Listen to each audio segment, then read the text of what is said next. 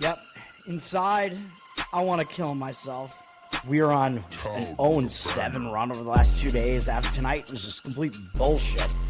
So that's how I'm going to start off this show. Horrible Sunday, 1-5. I don't even know what to tell you about that. I just don't want to do this anymore. I have never seen anything like this, man. With the slump continuing, 2 straight losses, not a good day at all. 0-4. I just have not had a good season, man. What kind of slump that I'm on? The slump continues. I've reached a new peak, actually. I'm going to burn my Bruins hat, man. I don't know what is going on with the Bruins. March 8th, is that what it is? I don't even know. It's March 9th, I think.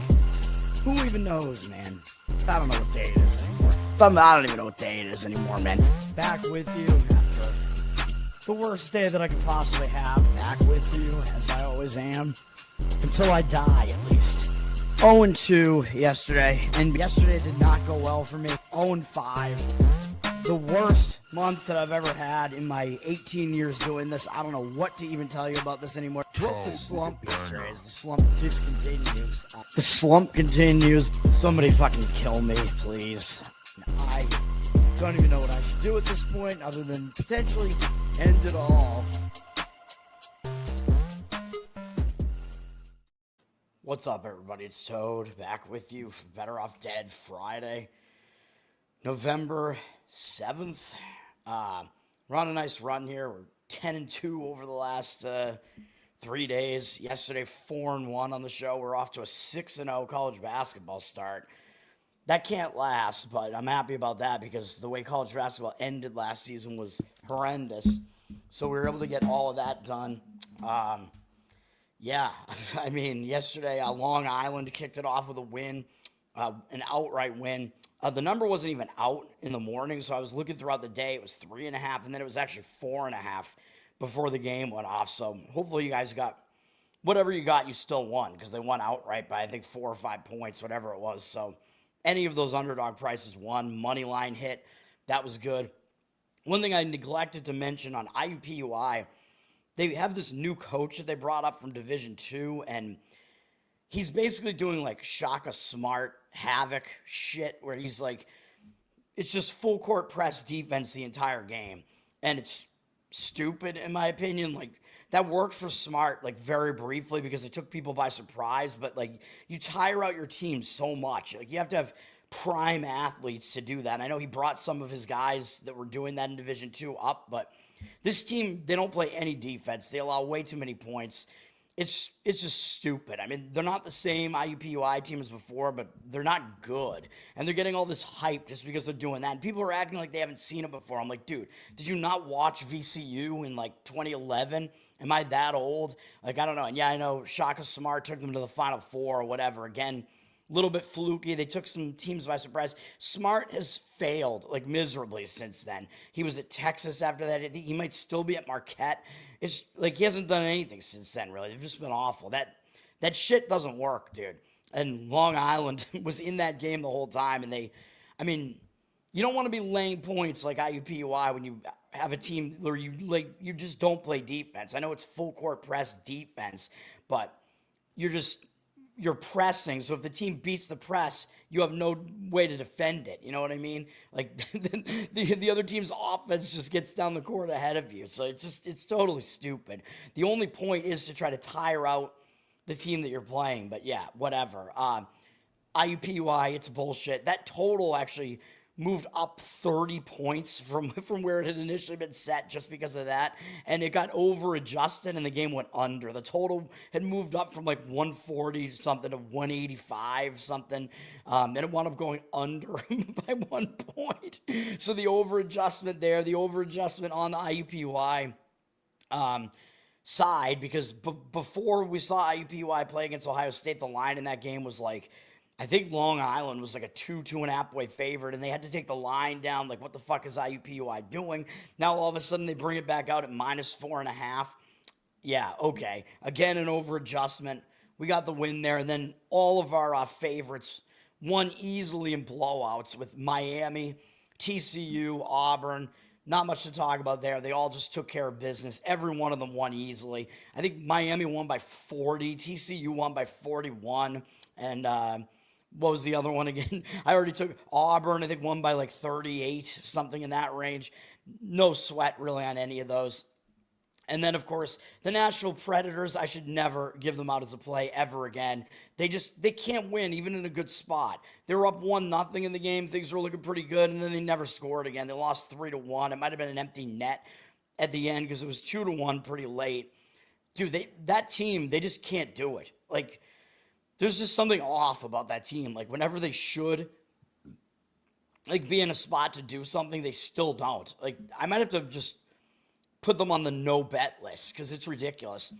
We'll move into today. There's a huge college basketball board today, so I'm going to – hopefully this show is not going to take that long because I'm going to try to get through it and try to hit some things quick. I've got 3 college basketball plays. You kind of know what I do at this point, like these early – I feel like I'm doing it more than I usually do, but these early season games, like they're just setting up to like lay some of these favorites. So we're going to be doing that again in a couple of these games.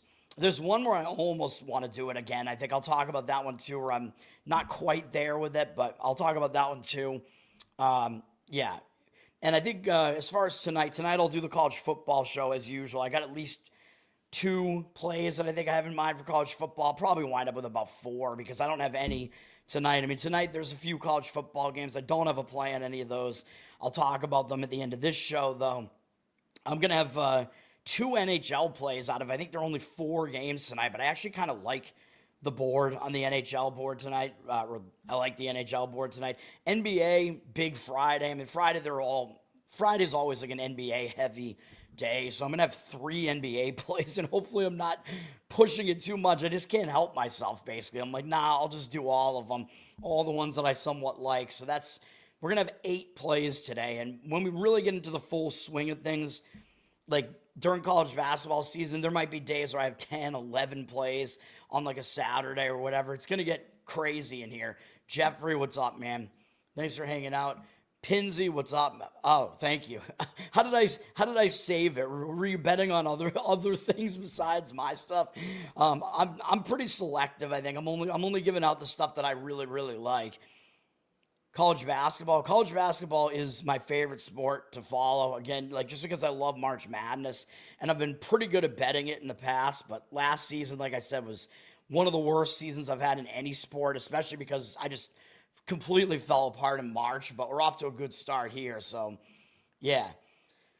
Thank you, sir. Dirty Sock. What's up, man? Yeah, I've seen Hoosiers. I rewatched it not that long ago. I rewatched it, I think, around March, like because it was March Madness time. I rewatched Hoosiers. Very good movie. Debatably the best basketball movie. It's not my favorite sports movie of all time, but yeah, it is really good. Gene Hackman, R.I.P. Gene Hackman had died not that long before that. Not that long before I watched it again. Yeah, Hoosiers is a classic. People should definitely check that out. People might not realize like how crazy Indiana is about basketball, but yeah. They are. Hoosiers, definitely a good movie. People nowadays will probably complain that it's racist or something like that. Oh no, the protagonists are a white basketball team from Indiana. And in the main like scene there at the end, they play at Butler's arena that Butler still plays in today. It looks like an airplane hangar or whatever. Yeah. Hoosiers, definitely recommend that. You hit a parlay with oh, nice, with the Raiders. Yeah.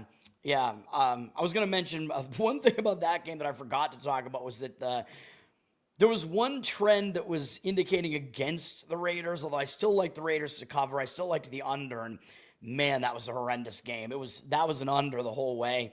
The Raiders, they might have the best punter in the league, man. Cole, I think is his name. One of those punts that he had was probably the best punt in the history of the NFL. It bounced like basically inside the 1 yard line and went sideways and went out of bounds inside the 1. I've never seen anything like that. And meanwhile, Denver's punter shanked one off the side of his foot. And I tweeted out this one game might have had the single best and worst punt in NFL history all in the same game. Yeah, Raiders were up 7-0 early in that game and never scored again. I mean, the Broncos, as I expected, the Broncos played pretty good defense, but I expected the Broncos offense to maybe not necessarily show up fully in that game. And I don't think the Broncos offense is very good anyway. I'm not a believer. I think he's in the sophomore slump right now. I don't think he was as good as he looked last year when he took the league by surprise. As far as sports movies, well, dude, this is going to be a long fucking show. I'm going to try to get college basketball out of the way quick. Get it out of the way. It's an afterthought. Sports movies, I think probably the best one. For me, it's probably Slapshot. I love Slapshot. Definitely the best hockey movie of all time, Slapshot. Although I like Goon. Goon is good as well. But yeah, Slapshot. I love comedy. Slapshot, total classic. Paul Newman, that's probably the best. And then I also like Major League. Probably the best baseball movie. Again, I'm in the comedy sphere over there. But yeah, Charlie Sheen is Wild Thing. And Wesley Snipes is Willie Mays Hayes. Major League is crazy. I watched Trevor May, former MLB relief pitcher. He has like a YouTube presence, like a fairly large YouTube presence, and he talks about like sports, movies, like all this shit. He did a video on how realistic is Major League, and he actually said it was pretty realistic as far as like a bunch of this stuff actually happens in Major League Baseball, even though of course they exaggerate it and it's over the top. But yeah, I might have to rewatch that movie too.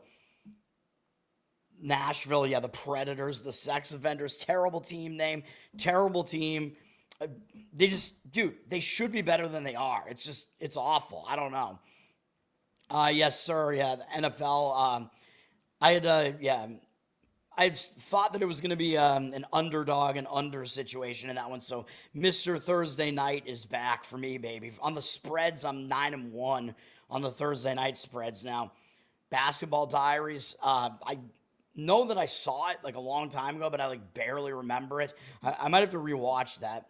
Some of these sports dramas definitely can be good as well, even though I lean towards comedies. Oh, what I was going to say, though, is the Raiders. The one trend that kind of scared me, although I still picked the Raiders in my pick'em pools. Sorry, I'm popping here again, even though I took my dynamite stick out. I don't know. It echoes in here. I need to change my room setup. The Raiders were in a spot that was really historically bad against the spread, which was teams that come off an overtime. I think it was an overtime game. It might have been an overtime loss specifically, though. But teams that come off an overtime, maybe it was an overtime loss, and then they're a road team on Thursday. They were only like 3-19 against the spread throughout NFL history. So that was not a good trend for the Raiders there, but I went against that particular trend. I thought that it was a setup where it was kind of negated a little bit, especially by the fact that it was a divisional game. So, yeah, where I thought the Raiders were in a little bit of a better spot to cover, at least just because of that. All right, college basketball. We do have a couple of games early that are involving non-Division I teams. Again, one at 11 a.m. with Delaware against Wilmington, Delaware, and Evansville at noon against Calumet. So whatever, Calumet, probably another Indiana team, I'm guessing, because I think that's a county in Indiana, right, from all my true crime, like talking about that Delphi murder case there, which, by the way, I think that one is just, it's one of the most messed up true scenarios in true crime. Dude, I'm going to talk about true crime. I'm going to have a true crime tie-in, like, throughout all of this college basketball stuff today, but that one is, if you're unfamiliar with that case, it was a double homicide of two young girls, and the situation around it just is really, really bizarre. And it was like multiple different multiple different like law enforcement agencies came in and they all disagreed with each other, and it became total chaos. And I think something got totally fucked up there. And I think it became just massive corruption. Maybe they just didn't want to be wrong. Like the trial wound up like, the defense attorneys got kicked off of the case at one point, and the judge was completely biased towards the prosecution. And basically, I'm pretty sure they put the wrong guy in prison, which is Richard Allen. I don't think he did it. I mean, he's kind of a weird, like, short guy that lived in the town, but he's like, I don't know, no history of crime. And this seemed like if you were going to commit a crime like that, it probably wouldn't be your first time doing so. And I mean, there was just no physical evidence at all. Their only evidence was that he admitted that he was there that day. It was like these hiking trails that were public, and he admitted that he was there, but I think they like shifted the timeline to make him look guilty. And then he supposedly confessed, but he was like going crazy because they put him, even while he was not even convicted yet, he was in solitary confinement and being like assaulted by prison guards. It makes no fucking sense, dude. And yeah, I think it was like pretty obviously a false confession because he also confessed to like murdering like family members who are not dead. So like, how can you take anything away from him confessing to any of that when he was like literally just in a state of mind where he was going completely insane and he was like smearing his own shit on the walls and stuff. Like, it's insane, dude. That guy, he's not guilty. Like, there's zero actual evidence in that case. That one is really, really frustrating. Basically, you can't do anything when you're up against law enforcement agencies like that will just do whatever the fuck they want to do, basically. And there was also like a weird death involved. Like, that was, I forget exactly what it was. Somebody that was in some way related to the case wound up strangely like dying like right outside the courthouse, if I remember. I don't know. Something very, very bizarre. There's definitely a lot of bizarre things going on in that case. You can look into it, though. We do have a 1 p.m. game, which is Columbia at the newly Division I New Haven. New Haven coming off playing actually fairly decently against UConn, which is going to be one of their, in-state rivals, basically, against UConn. New Haven does have Penn State up next. So it is possible that maybe Columbia, I guess, could be worth a look here. I mean, Columbia is certainly not good, though, and they do play UConn in a few days. This is also their first game, so I do worry about that, too, where New Haven at least has a game out of the way. Some of these teams haven't played yet, and when they have that first game of the season, coming in cold, sometimes that's not good. Although, if you remember Columbia last year, they started out really hot at the beginning of the season, but I was, like, looking for ways to go against them at some point because I knew that they weren't actually that good. So, like, basically, it came down to them getting into Ivy League play, and then finally there were spots to fade them because they were nowhere near as good as they looked. They had, like, a really weak out-of-conference schedule. I'm not going to recommend actually doing anything with this game, but the money's actually disagreeing with Columbia, down from 7.5 to 6.5 as a road favorite, 86% of the tickets, 81% of the cash. I'm just putting out the information. And then there's a 1:30 p.m. between SIU Edwardsville and UTSA. SIU Edwardsville does have Indiana State up next in a few days, which is an in-state, like, little versus big brother situation. So might be a little bit of a weird spot for them having to go to UTSA, which is probably something they don't usually do. UTSA, both teams are coming off easy wins over non-Division I teams. UTSA will be playing at home again here, and then they have an in-state game next against Texas State in 5 days, which might be a bigger game as well. So could potentially argue both teams are in look-ahead spots here. UTSA is a favorite, but down from 7 to 6.5, 82% of the tickets, only 62% of the cash. So the money's saying SIU Edwardsville. Really don't love that. At 5 p.m., Northeastern is going to Colgate. Northeastern's coming off a big Boston overtime loss to BU. That's always pretty much a big game, Northeastern versus BU. They're always it seems like they're always kind of on even footing, and they play close. It was a close spread in that one, and BU wound up getting the win at Northeastern in overtime. Coming off that game, I don't know if it's a great spot for Northeastern, having to go to Colgate, which is, I believe, in Pennsylvania. And then after that, they have Harvard, so they have to come They have to come back to the Boston area. So they're basically in a Boston sandwich here, so I don't love that for Northeastern. Colgate did lose their first game, but it was against Michigan State, and they actually played pretty well in that game, all things considering. They only lost by 11 at Michigan State. So that's the one thing that gives me some pause in that one, man, because otherwise I was looking to maybe look towards Colgate in this one.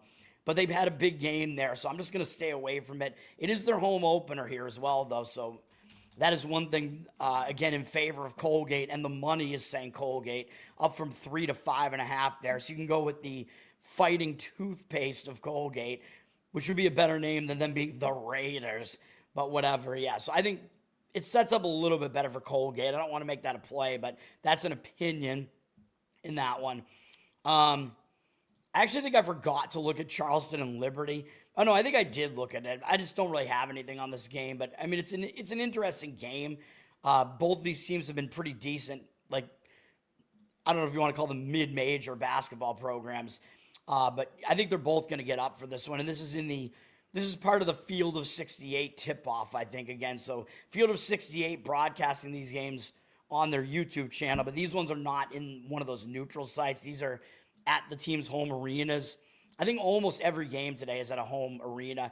And there are so many Friday games here that I think I'm not going to do a Friday night basketball show for tomorrow's basketball. I don't think I will, because tomorrow's basketball, there is a decent amount, but it's not that like ridiculously heavy Saturday you usually see, because usually Friday's very light. So eventually I'm going to transition into doing that, but I think I'll talk about the college basketball slate tomorrow on tomorrow morning's show. BU coming off their overtime win against Northeastern has to go to Northwestern now. So they're playing Northeastern and Northwestern. They got to go to Chicago. Northwestern's coming off destroying Mercyhurst, who actually pulled off an upset last night, by the way. Mercyhurst upset Loyola Chicago, who looks like they're not very good this year. So interesting. Something to keep in mind there. I think Mercyhurst is from Erie, Pennsylvania, by the way. Because I was wondering, I'm like, where the hell is Mercyhurst? They're like new to Division I as well. But Mercyhurst, maybe that win for Northwestern from Mercyhurst actually looks pretty good after Mercyhurst beat Loyola last night. Loyola might not be as good this year. And they're in the Sister Jean letdown spot. No, I don't know. You got to figure that Loyola, if anything, they might get a little bit more motivated with Sister Jean passing. But yeah, I don't know. But Northwestern's way better than BU. So, I mean, this is a Big Ten team. Yeah, I mean, you might argue that BU will get up for it. Northwestern's a 16.5-point favorite. I got nothing on this game, really, but I'm just going over what my thoughts are in these games. We have the first big conference versus big conference game of the day is Big East Georgetown at Big Ten Maryland on Fox Sports at 6 p.m. Don't really have anything on this either. Maryland was obviously the better of these two teams last year. Georgetown looks like they're on the way up again, though. They're improving again. They started out, I forget, who's their coach now at Georgetown? I forget. But they started out like pretty good last year, although they weren't as good as they looked. We'll see what happens here. Maryland, I think, probably lost some of their guys they had last year. Maryland had that really, really good starting five last year, and I think they probably do not quite have that this year. Like Queen, I think, is gone, and a couple of their other guys are gone as well.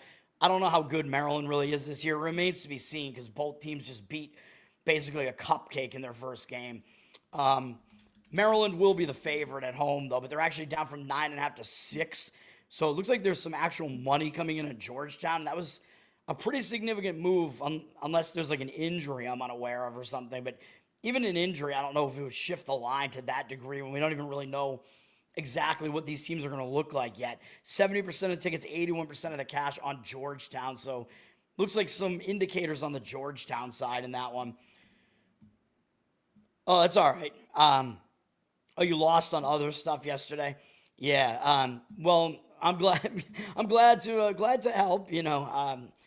Yeah, I'm just giving out the things that I think are the strongest. That's all I'm doing. I don't want to talk about every one of these games. I'm going to try to hit some of these games real quick here, I guess.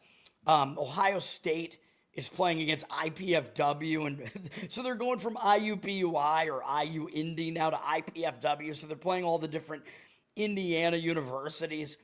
Pretty strange. IPFW is obviously not IU Indianapolis, so we're expecting probably a lower scoring game here, although I would probably maybe lay the points with Ohio State, even if it is going to be a lower scoring game, because I think they're probably going to be a bit embarrassed after allowing over 100 points to a team like IUPUI. IUPUI took them by surprise. I think they didn't realize what that new team was going to look like.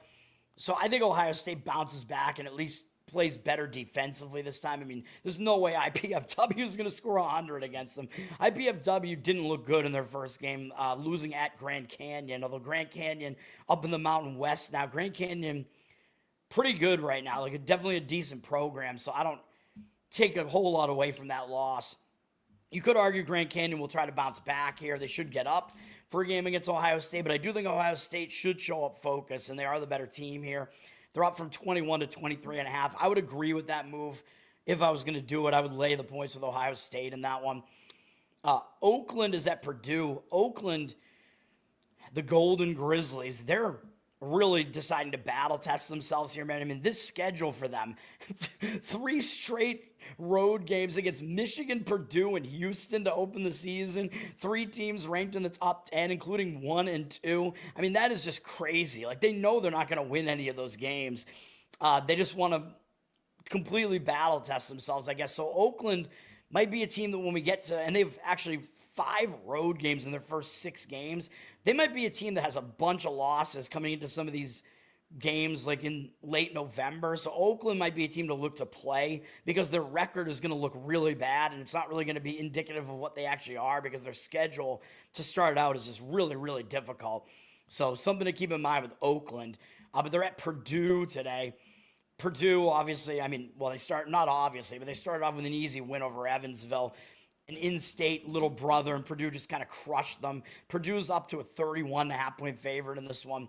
Purdue does have Alabama up next, though, so I could see, you could maybe argue this is a sandwich spot because they might just feel pretty good about themselves for just beating down one of their in-state little brothers in Evansville. Maybe they overlook Oakland, who is a team from Michigan, from the Detroit area, whatever. And then they do have Alabama up next, although it's not for 6 days, but that is a big game, obviously, for Purdue. So I would take the points with Oakland if I was going to play that one, but I will not.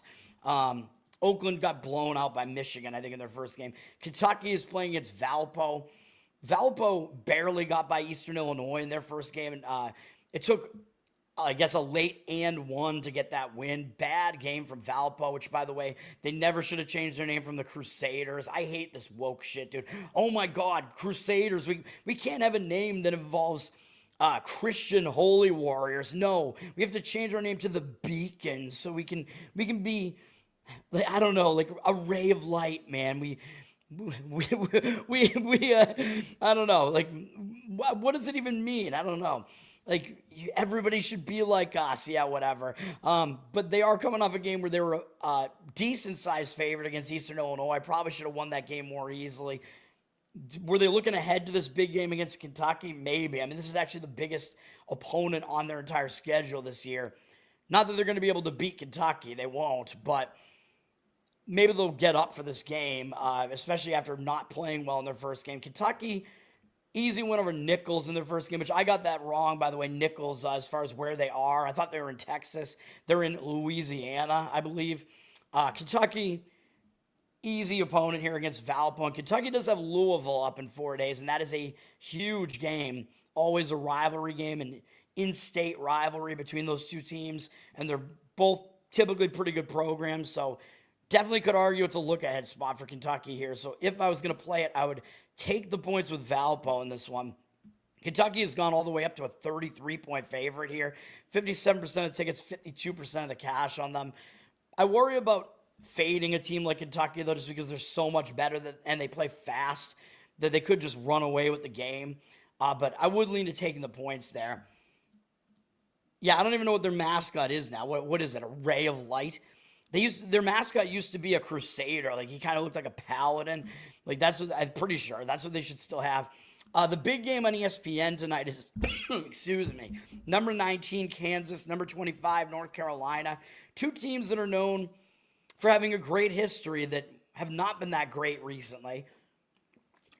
But they might both be on the way back up. They're both ranked to start the season. At least Kansas had one of their most disappointing seasons maybe ever last year, as they won, I believe, a 7 seed in the tournament and got upset by Arkansas there.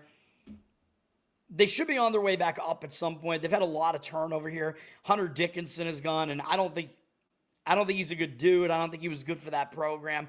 Not a fan of him at all. So I think it might be maybe even good for Kansas that he's gone and that they're bringing in some new guys here. North Carolina did lose some of their best players from last year too, including Davis. So we have two new teams here. We don't really know exactly what these teams are yet. Kansas crushed Green Bay in their first game. I mean, pretty meaningless.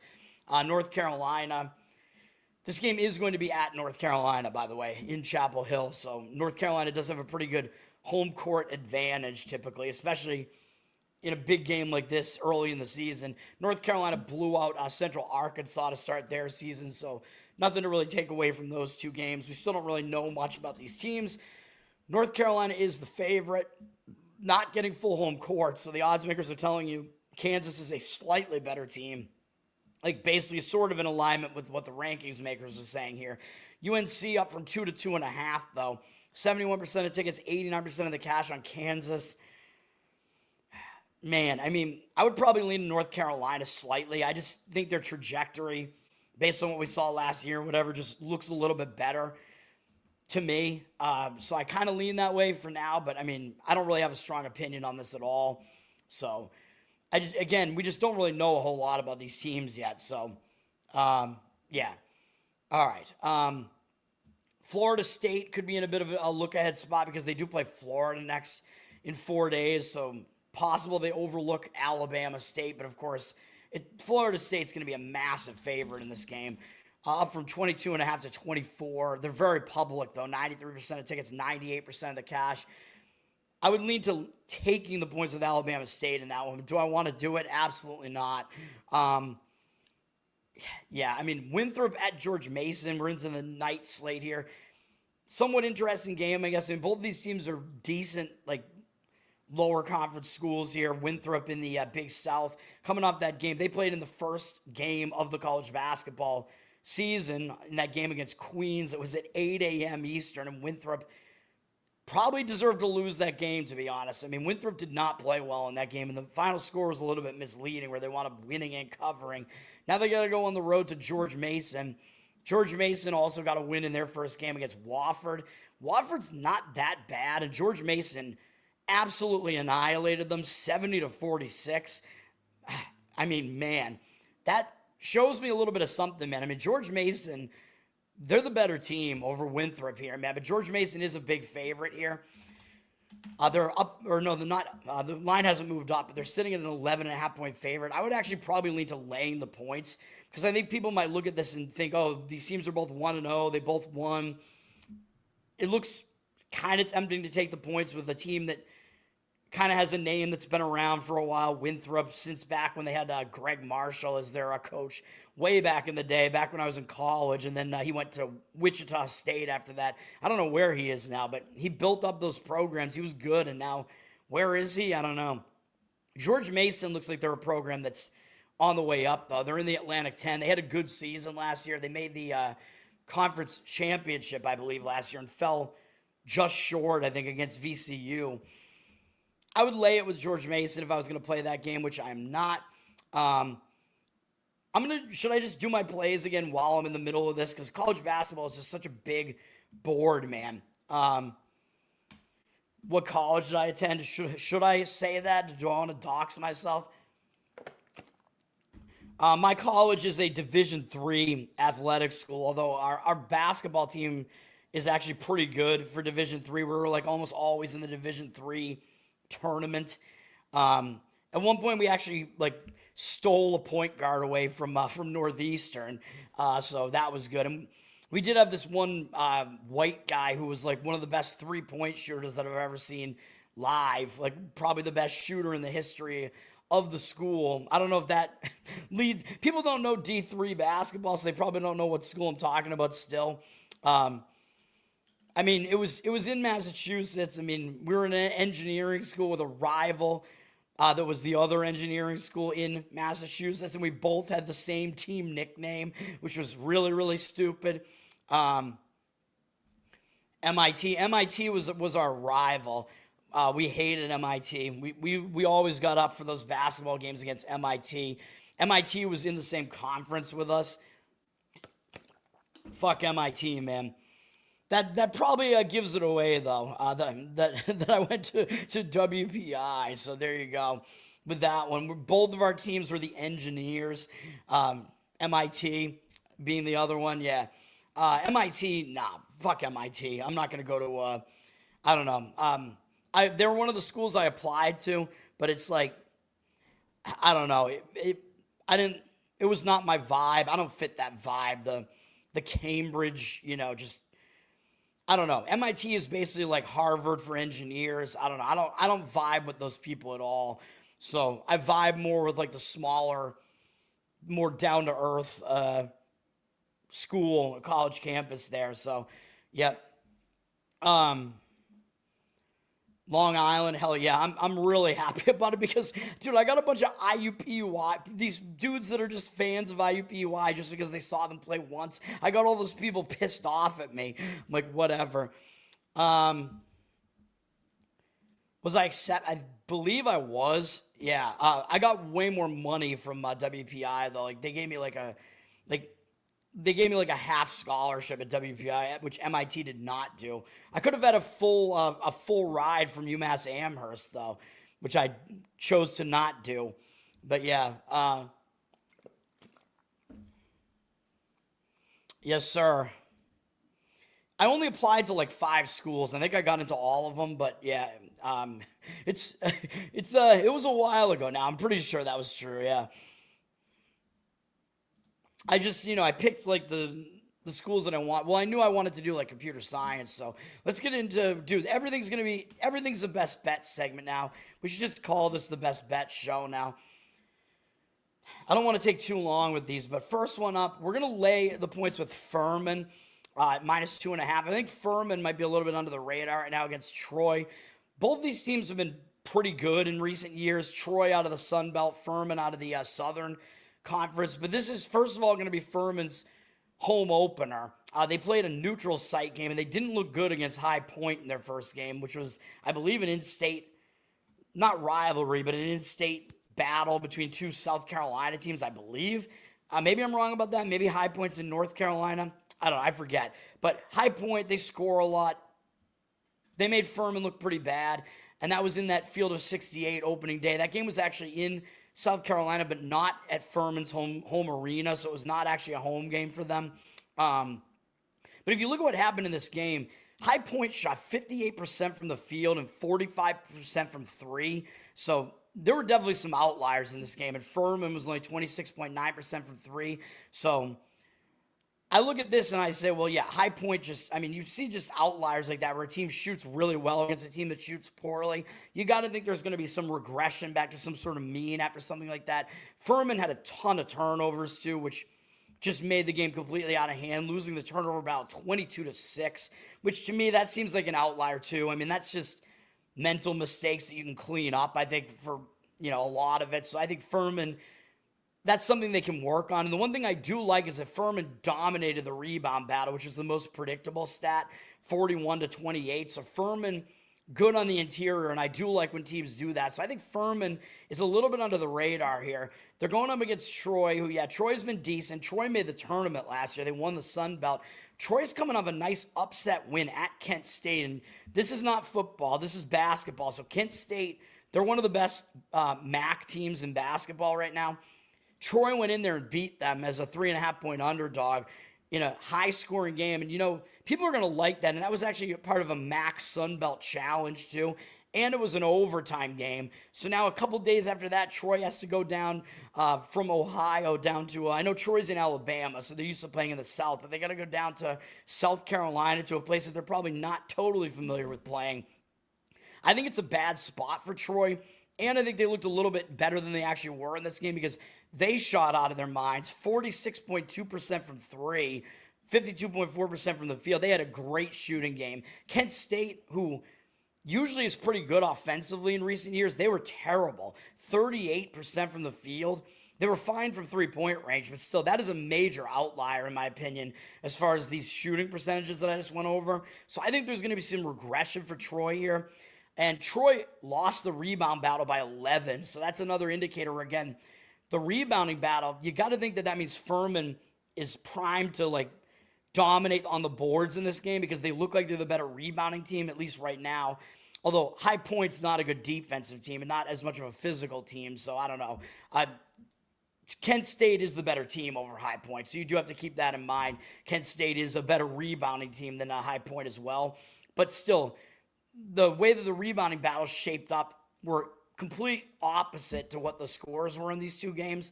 So that's kind of a red flag for me as well, where I tend to want to look for that to be more of an indicator, and for whatever else happened in that game to be maybe an outlier that's going to regress, like the shooting percentages here. So I think we have that lining up on both sides of this game here. So I do like Furman in this one. And people are probably not going to really want to lay points with a team that's a winless team, well, 0-1 against a team that's 1-0, and a Troy team that made the tournament last year. And Furman, of course, did not. Although Furman has been one of the better teams in their conference the last few years. They've been right there in the mix to win their conference. I think they were probably in their conference final again last year, if I'm not mistaken, and they lost to Wofford. Is that right? I don't know. Furman was like right there, though, close to the end. Furman is up from a 2-point favorite to a 2.5-point favorite. Oddsmakers are telling you Troy is the slightly better team, I guess, because Furman doesn't get full home court. But I like Furman in this one. They look public right now, but I just don't really know if the public is even looking to play this game. There's so many games on the board. I don't think this is going to be top on their list. So I think a lot of these tickets are actually professional tickets. 89% of the cash as of right now. Not really much to read into with those percentages, but the way that I do these situational reads, or in this one, it's more of like a statistical, like anomaly situation here. Furman will be the play in that one. Mark Furman, yeah. We're going back to the trial of OJ. Mark Furman, he was the cop, right? With the tapes where he was supposedly a Nazi. Oh my God. Furman's at 1.5 right now. Yeah, that sounds good as well. Also in college, it's at -120 though.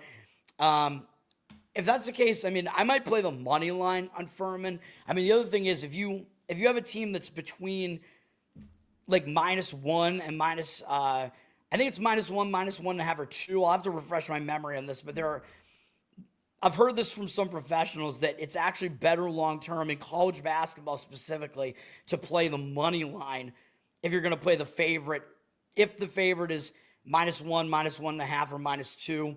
So money line on Furman might be a way to look there if that's the case as well. I just saw the 2.5s out there. All right. Hofstra and Iona, I mean, that's a New York battle there. Hofstra, I believe, hasn't even played yet. Oh, no, they did. They lost to UCF. My mistake. Actually, Hofstra, yeah, they were 8.5-point underdogs, and they came pretty close against UCF. They're coming off a game where they were an underdog. They played close on the road, so actually that makes the spot for Hofstra not be that good. Iona is the team that hasn't played yet, and this is going to be Iona's home opener. Iona is, I believe, somewhere north of New York City. Hofstra is somewhere on Long Island, I believe. So kind of a New York battle here. Iona flipped from a 1-point dog to a 1-point favorite, but the cash looks like it's on Hofstra, but I don't know if I really buy that. 67% of the tickets on Iona, 90% of the cash on Hofstra. I kind of like Iona in this game, but I don't necessarily love a team that hasn't played yet, so they don't have a game under their belt. But Hofstra almost pulling off that upset like that, and now having to travel up to New York from Florida, playing a second road game in a row. Don't love it. So I would probably lean to Iona in that one. Furman at -138.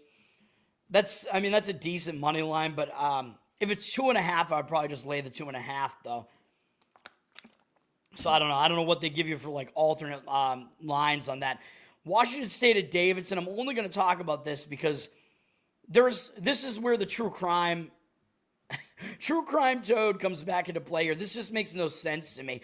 Washington State, they just played Idaho. That's not that weird because Washington State and Idaho, they're like 15 minutes apart from each other. They're like sister schools. There's kind of a rivalry there. I think they probably play every year. So that's not surprising to me. Washington lost at home to Idaho, which is odd because Washington State was the better team, or at least they were the favorite. 7.5, a favorite of 7.5. They're probably the better team, so they got upset. So as far as the handicap here, I might argue, well, Washington State should bounce back from that because they lost as a favorite, even though that is a big rivalry game. I would hesitate a little bit because they are having to go to an unfamiliar environment here, having to go to Davidson, who I believe are in like South Carolina or something like that. So if I remember back from the Steph Curry days, I'm old enough to remember when Steph Curry was on Davidson and people still didn't know who he was. And they were kind of an undervalued commodity in some of those tournaments. Weird spot. Why is Washington State playing Davidson? So Washington State's coming off playing Idaho. Now, we remember Idaho did have a quadruple murder a couple of years back of 4 students at the University of Idaho in off-campus housing. The dude who was convicted of it, or at least confessed to it, which, we can get into. People get really mad when I say that I don't think there's enough evidence in that case to say that he did it either, but I think that's true. There isn't. It's all based on touch DNA on a knife sheath, that there's really no chain of custody there, and it's really easy to get touch DNA on anything, especially, and it's on a movable object like that. It just doesn't make any sense. And you'd think with a quadruple stabbing like that, you would have other DNA evidence, and there is none. So I have a lot of problems with that case. But the dude who is in prison for it, Brian Kohberger, was a student at Washington State. Okay. So up the road from Idaho, still not very strange. Okay. Yeah. Washington State plays Idaho every year, whatever, but there is that tie in there because Kohberger, student at Washington State, PhD student there, whatever, and a TA. The victims were all Idaho State students. All right, now Washington State's going to play Davidson. I'm looking, all right, Washington State should be in a little bit of a bounce-back slider. Davidson's 1-0. Who did Davidson play in their first game? Well, first of all, Washington State, they, never play Davidson, I don't think. So it's a little bit odd. They're going to play a team that's from the Carolinas. Why? I don't know. Davidson, who did they happen to play in their first game? They played non-Division I basketball team, DeSales University, which was where Brian Kohberger got his master's degree. He went to DeSales, which is in Pennsylvania. And when do these teams ever, when do they play DeSales? When does DeSales ever play random Division I teams that are not geographically close to them? I just thought this was very, very strange. I had to, double take. I'm like, what the fuck? This makes no sense. Why? What? So Davidson is playing back-to-back games against Brian Kohberger's colleges that are across the country from each other, basically. Dude, this has to be intentional. It can't be a coincidence. Now, sports conspiracy toad, true crime toad coming out here. This is just bizarre, dude. This totally threw me off. I'm like, there's no fucking way that they played DeSales. And they did. And they beat them. I mean, that's not surprising, but it's just so weird, dude. So weird. So that freaked me out, actually. I don't know if you guys are as freaked out as I am. I am. Davidson has gone all the way up to a 5-point favorite in this game, but the money's coming back on Washington State. 67% of tickets on Davidson, 83% of the cash coming back on Washington State. You could argue Davidson, it might be a game they get up for because Washington State used to be in the Pac-12, so they're still kind of considered to be one of the bigger conference teams, even though they're in the WCC now, and they're not really as good now. But although I think they did make the tournament the last year or the year before that, whatever. Money's coming back in on Washington State. I would probably take the points with Washington State, though, even though it's a weird travel spot for them. It's that freaky it's the double Kohberger. I would like a double Kohberger and fries, please. Davidson is in the double Kohberger spot. Washington State, though, to me, I just think it's a bounce-back spot after kind of an ugly loss, but traveling cross country is a little bit weird. But I thought that was just really, really strange, dude. So I don't know what else to think about that.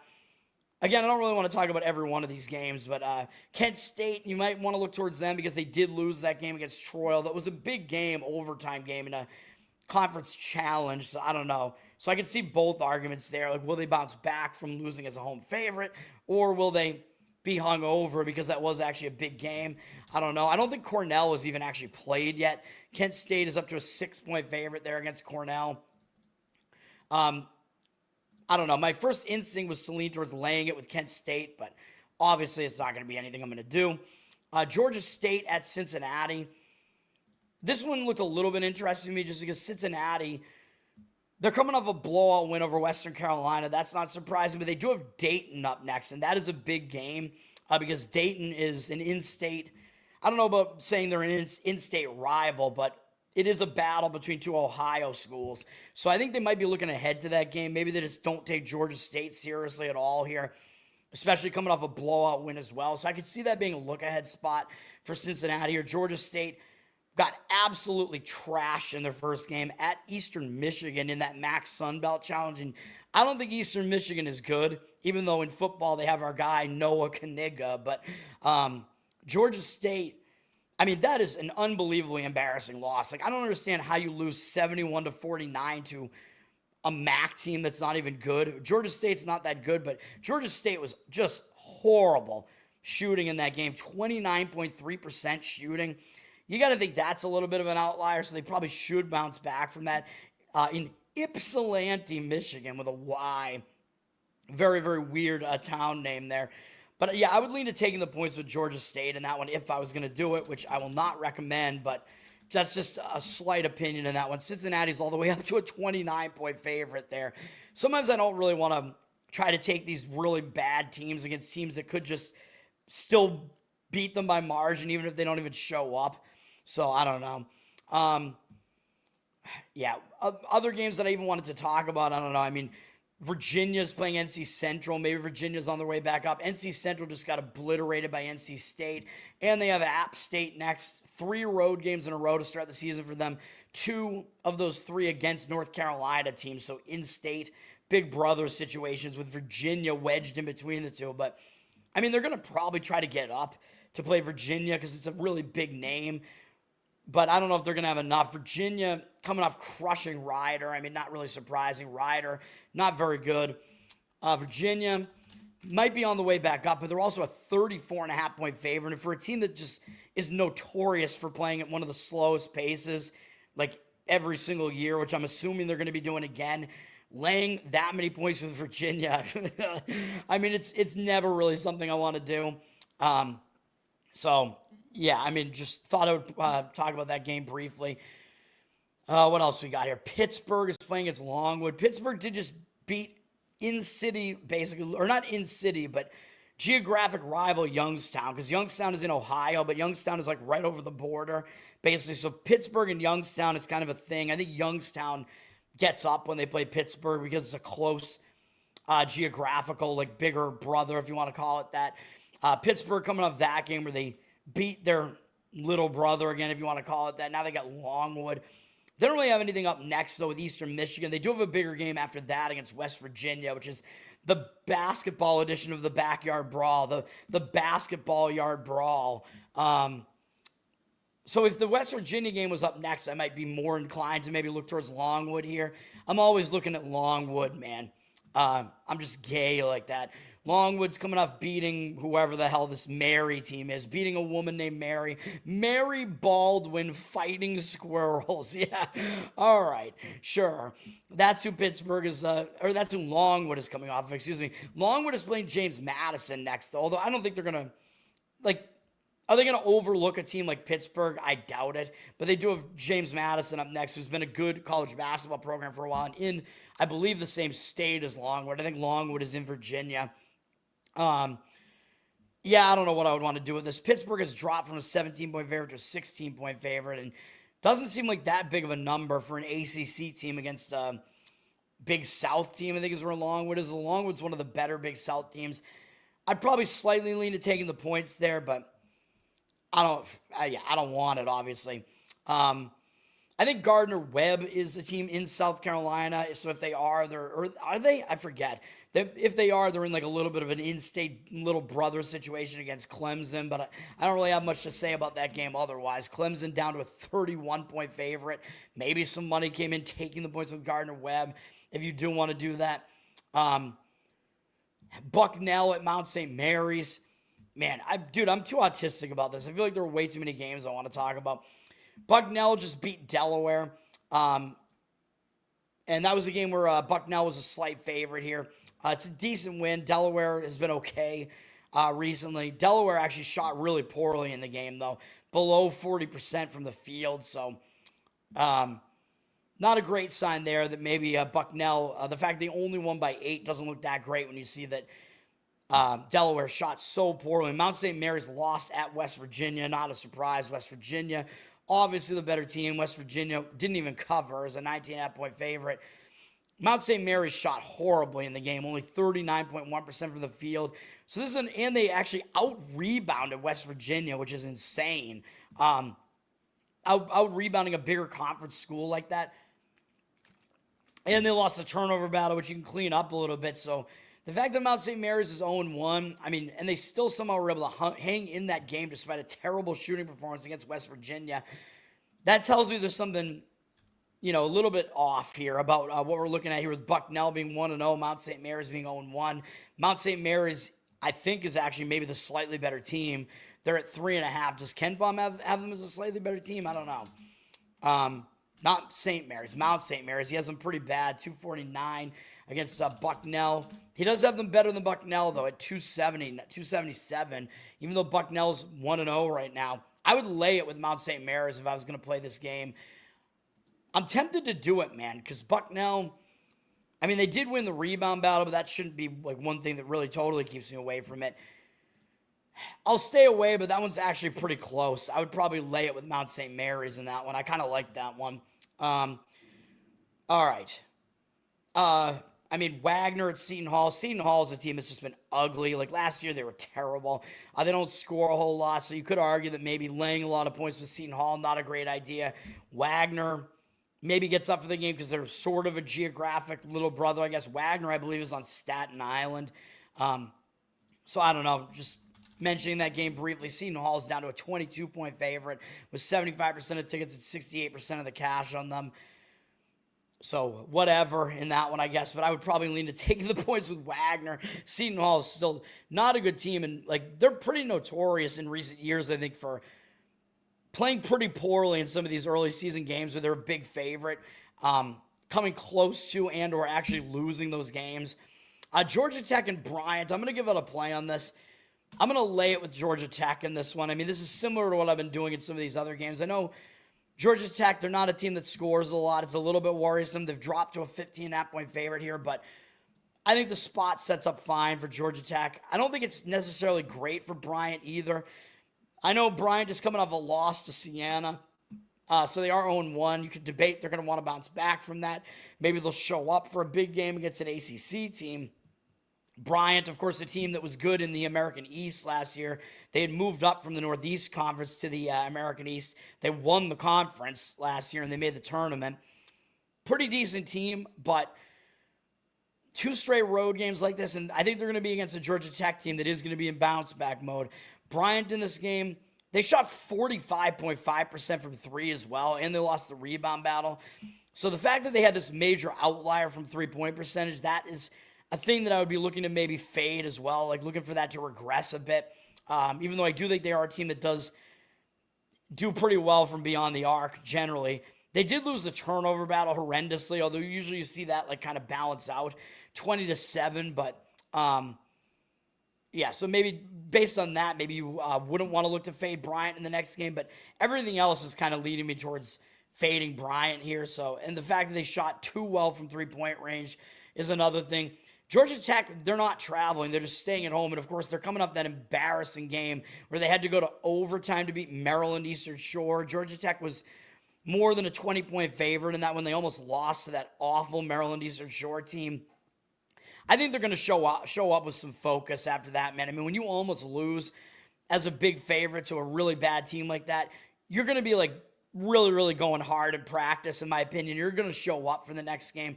And I think the fact that Bryant did make the tournament last year, I think might have Georgia Tech actually taking them slightly more seriously. If almost losing to Maryland Eastern Shore wasn't enough. Yes, Bryant is better than Maryland Eastern Shore, but you're getting a lesser of a number here. I mean, I think the number against Maryland Eastern Shore was 9 points higher than this or something like that. So, yeah, I'm going to lay it with Georgia Tech in that one. I don't think we see the percentages yet on that one, but that's that. All right. Texas Tech is playing in-state little brother Sam Houston here. Texas Tech, way better team, though. So what do you want to do with that game? I don't know. Texas Tech's up to a 27.5-point favorite. I mean, I tend to look towards the little in-state little brothers in those games like that. Texas Tech does have Illinois coming up next, which might be a look ahead as well. So probably would take the points with Sam Houston, but you can't just blindly take all these little brothers, man, God, there's so many fucking games here. Another kind of situation like that was Southeast Missouri State against Missouri, although Missouri doesn't really have a look-ahead component to it. Missouri is a 25-point favorite, 25.5. The number's gone up a little bit. I mean, that one, it's difficult to really say what I would want to do. I mean, you could debate they maybe want to take the points with Southeast Missouri State, who I think is at least one of the better Ohio Valley teams right now. I think they won the conference last year, if I'm not mistaken, or 2 years ago, whatever it was, and made the tournament. I don't know. Mississippi Valley State, I'm just going to point them out because they're coming off maybe their one win of the entire season, man. Mississippi Valley State is always one of the absolute worst teams in all of Division I, and their tradition is they win one game on the season, basically, and it's this game here against the Mississippi University for Women men's basketball team. That's who they beat. The Mississippi University of Women, but it's a men's basketball team. Don't ask me what goes on at that school, man. I don't know. Is it a trans basketball team? I have no idea. I don't want to get this channel nuked, but that's who Mississippi Valley State beat. Yeah, I just think that's hilarious. I just forgot to mention that. Mississippi Valley State, one of the best mascots, though, the Delta Devil. So at least there's that. Murray State's coming up that nice win over Omaha, where I thought they might, because I thought Omaha might be a little bit overvalued coming into this year after they made that run in the Summit last year and got into the tournament. Murray State stepping down in class here, but that was a big win for Murray State against Omaha. I think playing on that in a neutral site game as well, I think up in South Dakota. This is going to be their home opener, though, I'm pretty sure. So I don't really want to fade Murray State in their home opener, but they do also have SMU up next, which is going to be a bigger game because that's a big conference game. So one of their bigger games on tap. Murray State's up to a 39-point favorite with 78% of tickets, 87% of the cash. I would probably look to actually take the points with Mississippi Valley State, but man, they are a bad team. I don't know. We'll see. My Massachusetts Stonehill boys, after the fog rolled in last night, are going to be in Chicago to play DePaul. I don't really have anything on that game, but DePaul's the better team. I mean, they're in the Big East at the very least. They're a favorite in that one. We have a weird neutral site game that actually might be a pretty good game between VCU and Utah State, which looks like it's not televised, although I'm sure you can find a stream of it somewhere, if you know what I mean. This is actually a good game, and for some reason it's in Frisco, Texas. I have no idea why. So it's a neutral site game. The site probably favors Utah State slightly because VCU is in Virginia and they're having to go out to Texas. Utah State, obviously, from Utah. Oh, you don't say. Both these teams actually made the tournament last year. VCU coming off a win over Wagner. Fairly easy win. I don't think there's really much to see there. Utah State had a big win over like a blowout win over a Division II team, I should say, against Westminster, Utah, the Griffins. That's kind of a cool team nickname. I hope their mascot is Peter Griffin, though. This game, it comes down to, I think both teams are going to show up for this, so I think it comes down to the location being a little bit better for Utah State, and I think the perception might be a little bit off in this game, because I think the public will look at this and want to kind of take VCU. VCU does have 71% of tickets, 84% of the cash coming in on VCU. So the cash looks like it's on them for now, but Utah State looks like an anti-public favorite to me, up from 2 to 2.5. So I kind of like Utah State in this game. That's probably the way that I would lean towards Utah State there slightly. So those are my thoughts on that. This is legitimately, I think, one of the more interesting games, one of the better games all night. This and the Kansas and UNC game. So, yeah, it's interesting. And it's also, I think, kind of a contrasted styles where VCU likes to play slow. Utah State likes to play fast. So usually I kind of look towards the slower team. But in this case where I think the venue favors Utah State, I think they might be able to speed the game up. VCU did lose their best player from last year, Max Shoga, who I believe is on my Boston Celtics. So a little bit of something to keep in mind there. I do have an opinion on Nichols in Eastern Illinois, just because Eastern Illinois almost pulled off an upset at Valpo. Now they get Nichols, and up next they have to play Notre Dame and then University of Kentucky. So this is a sandwich spot to me. It looks pretty sandwichy. The only issue I have with fading Eastern Illinois is it is their home opener. So usually teams will get up for their home opener, but coming off almost pulling off an upset and having some big conference games up next, I don't love it. So I would look towards Nichols in this game. Nichols just played Kentucky, so it's obvious why they took a loss in their first game because Kentucky is pretty good. Nichols is actually at least one of the better teams, I think, in the Southland. I think they made it maybe even to the Southland final last year, but obviously lost to McNeese, who was a really good program for those couple of years under Will Wade. The odds makers are actually telling you Nichols is enough the better team if they're actually a favorite on the road here, up from 1-2. I do like this one. This one didn't quite make my card, but I like Nichols in this game. This is one of the closest ones to being a play for me, by the way. So, yeah, this was like the first one that I decided to leave alone just because I don't want to fade Eastern Illinois in their home opener, basically. But maybe that's not even a good enough reason. Nichols is the better team. I mean, Eastern Illinois is still one of the like real bottom tier Division I teams. Anna, what's up? Thanks for hanging out. So yeah, I lean to Nichols in that one. We do have Illinois playing Florida Gulf Coast and Wisconsin playing Northern Illinois. I mean, I don't think there's a whole lot to see there. Illinois does have Alabama up next, though, I guess. Or, excuse me, Texas Tech, not Alabama. Alabama coming up a couple games after that. You could argue maybe it's a look ahead for Illinois there.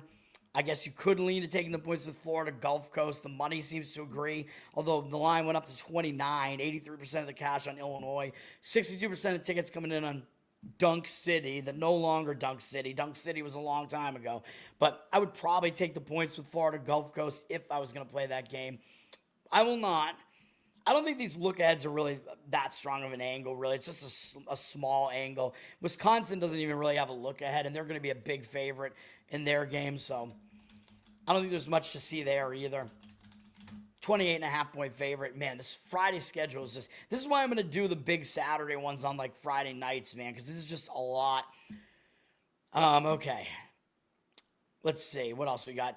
Arizona, you know, I pointed out that they should be in a letdown spot because they beat Florida. I mean, huge win. You beat the returning champs. That's a big win. And they do have Northern Arizona up next, which I don't know if they're really going to look ahead to that.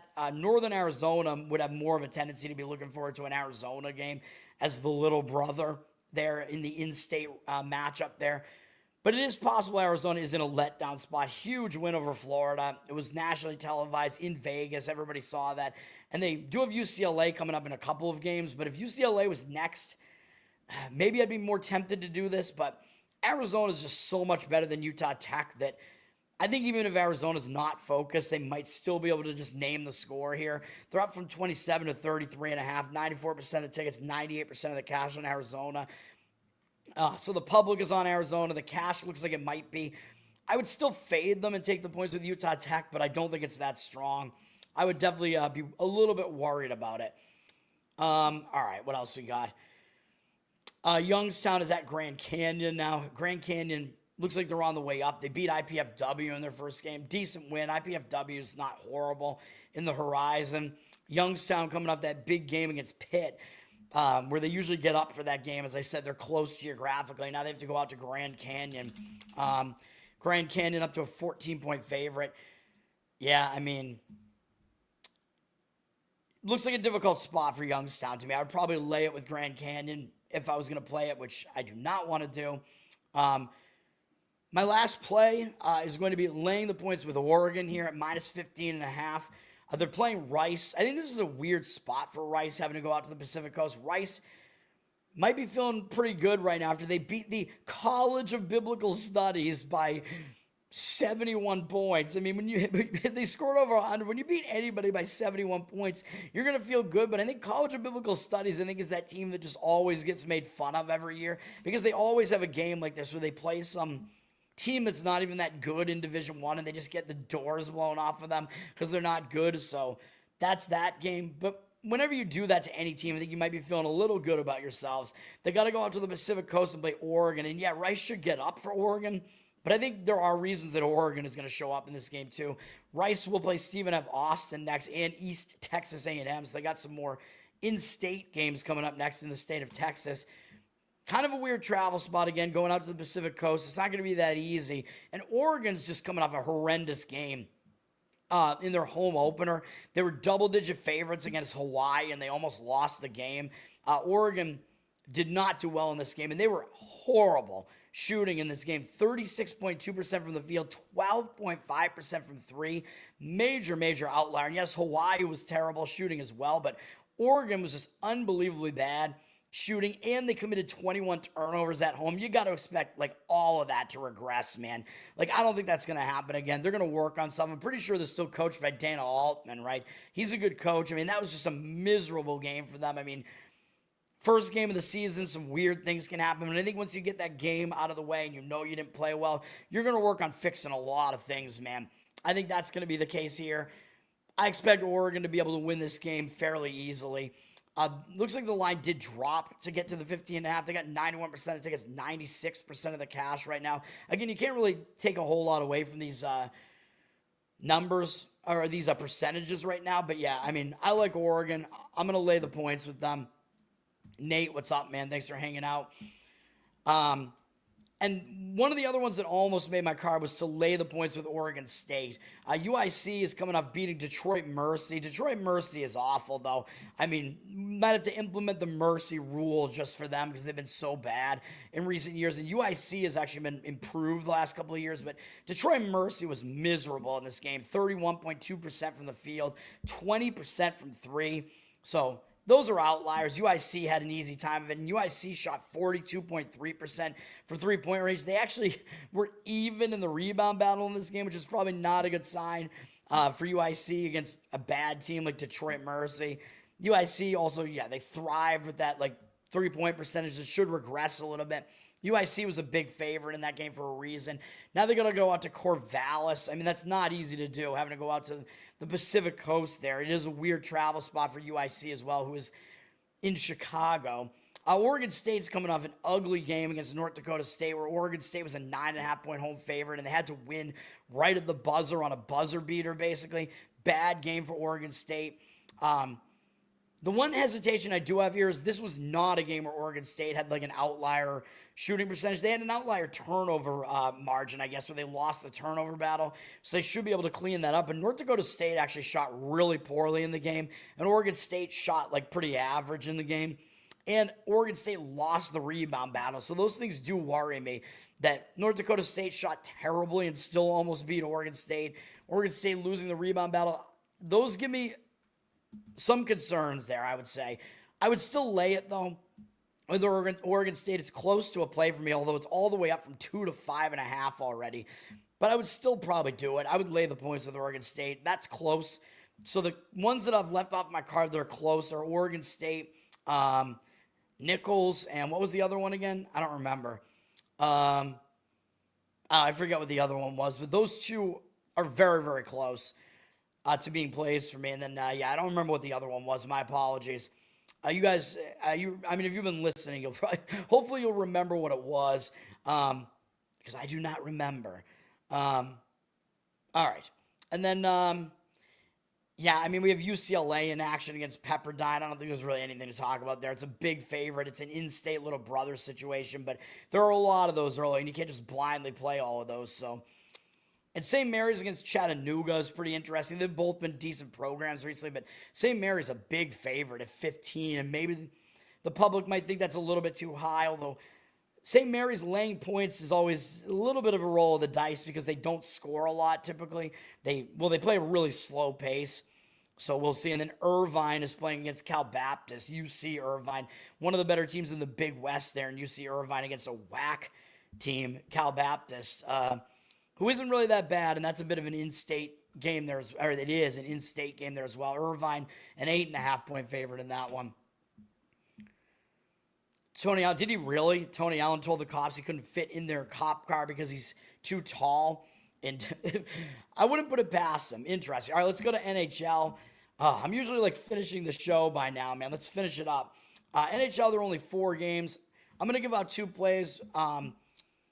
Let's just do it. Let's go in order. Let's just do it. I'm going to give out a play in the Rangers. First game up here. I like the Rangers against Detroit here, man. First of all, the Rangers are on the road, and you know what we've been looking at here. The Rangers are 6-6-2 overall, 6-1-1 on the road. Literally every one of their wins is on the road. The Rangers have been way, way better on the road. Don't ask me why. I faded them at home, I believe, in their last game, too. And I think the Rangers still haven't even won at home yet. Right, yeah, because they have 6 wins, and all of them are on the road. So this is one of the most insane dichotomies I've ever seen. Like, you almost never see it with the team being that much better on the road.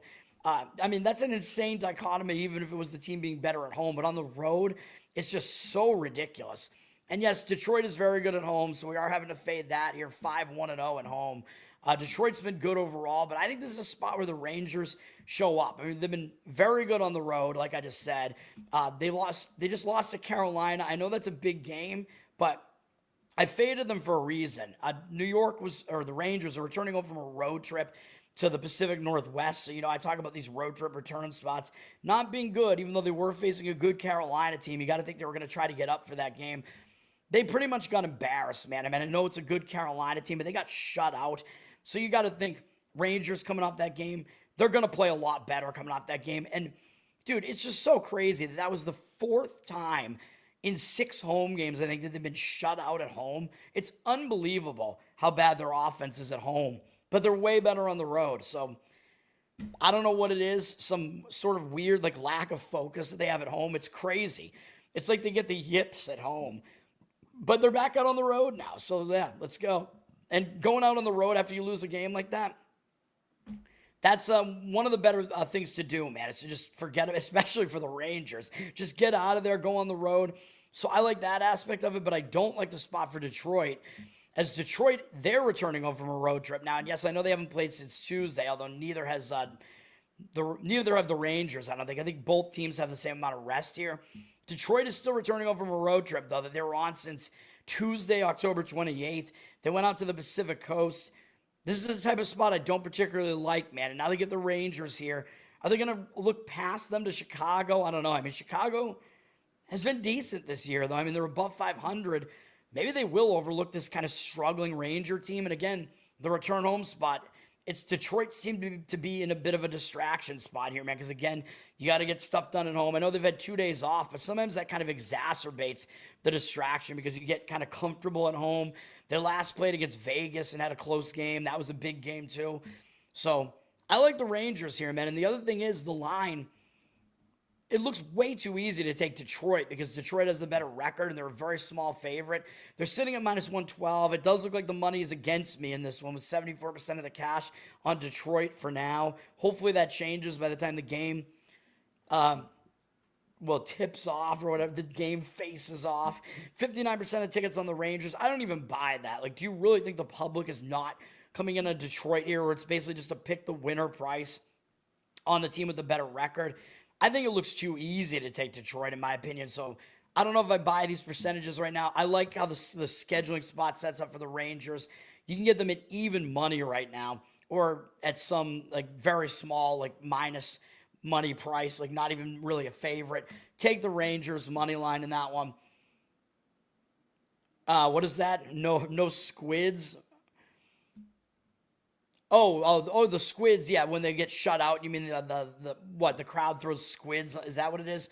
I know the crowds throw squid on the ice. I don't even know what it's actually for, though. Waiting for the Rangers to score. Yeah, the Rangers didn't score in their first 3 home games. And they've had only 1 home game where they've scored more than 1 goal this year, and it was against the Sharks. Next up is going to be the other play for me, and we're going to go with the Islanders on the money line. You do have to pay a little bit for it at minus 135, but it's in that range where I still think the money line is the way to go with this one. Basically minus 140 or cheaper is kind of my money line cut off on some of these money line sports. I like the spot for the Islanders here, man. Minnesota. First of all, I don't think Minnesota's that good, although I don't think the public is really going to necessarily love them either because they're below 500. But Minnesota's coming off playing Carolina to the limit yesterday. And they're having to travel because both of these games are on the road. They're playing a third game in 4 days, all in different cities. And again, took Carolina to the limit last night. This was a close game. It was tied. And they gave up the game-winning goal to Carolina. Oh, sorry. It was actually at the very beginning of the second period. Never mind. I thought it was in the third period. It was at the very beginning of the second period, but still, they were losing by 1 goal for the remainder of the game and couldn't come through. So Minnesota had a close game against one of the best teams in the NHL.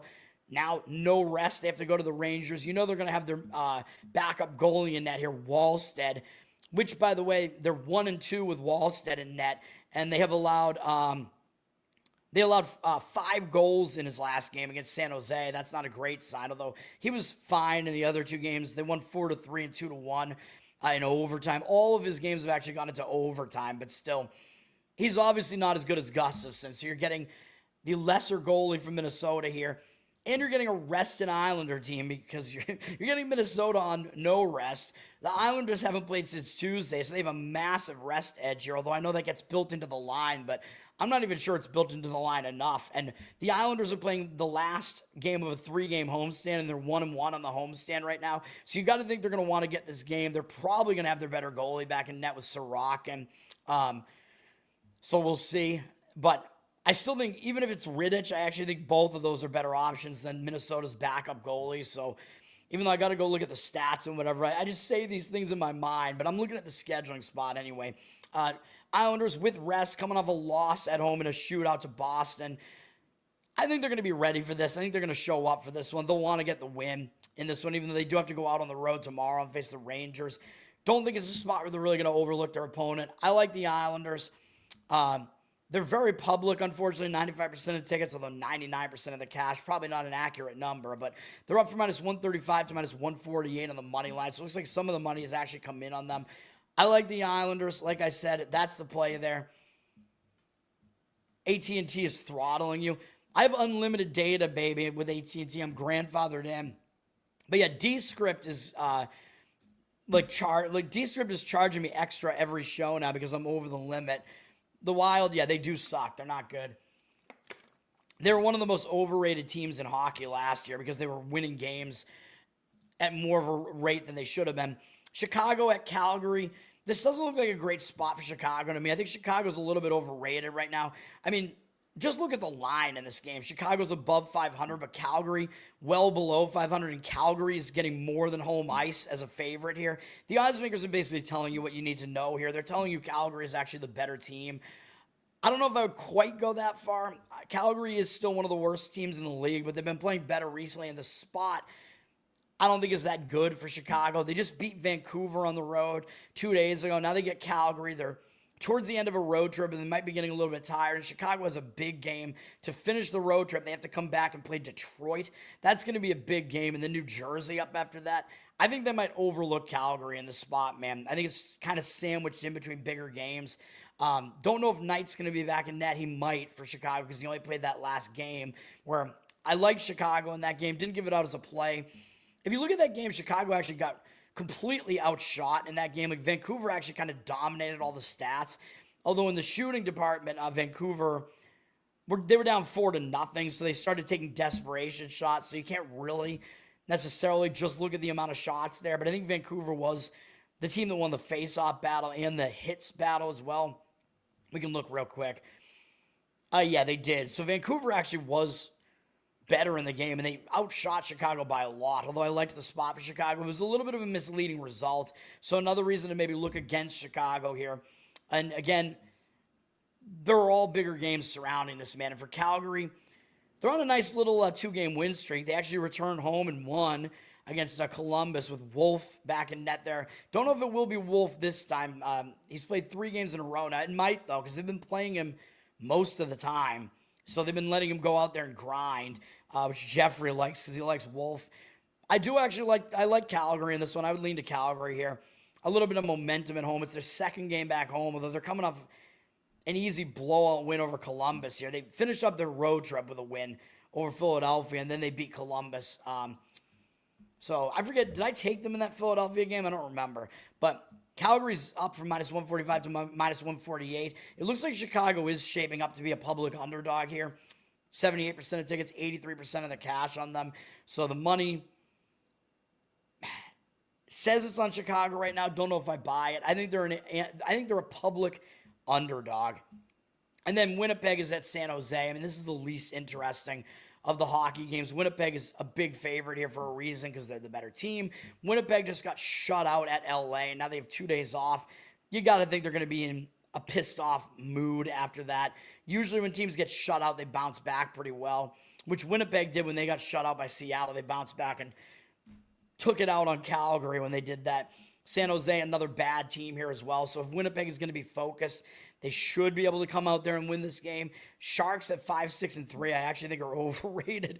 I don't think they're that good, and they're coming off a 6-1 win with one fewer day of rest here. Sure, they'll try to be focused against Winnipeg, but if Winnipeg is focused, they should win. Winnipeg's minus 190, though. 71% of tickets, 93% of the cash coming in on Winnipeg.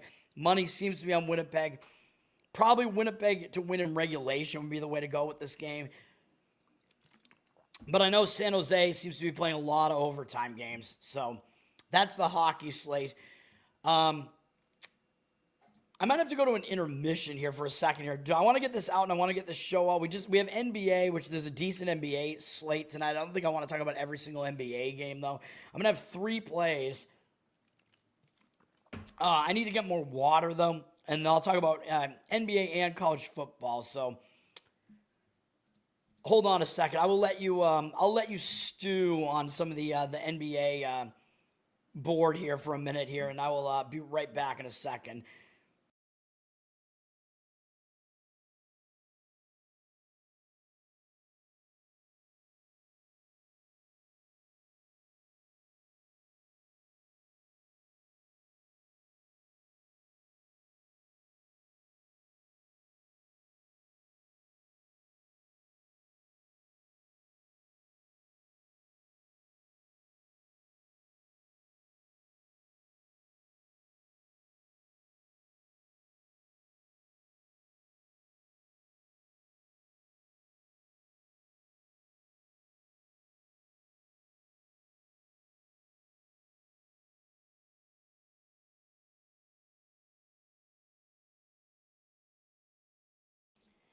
All right, let's do this.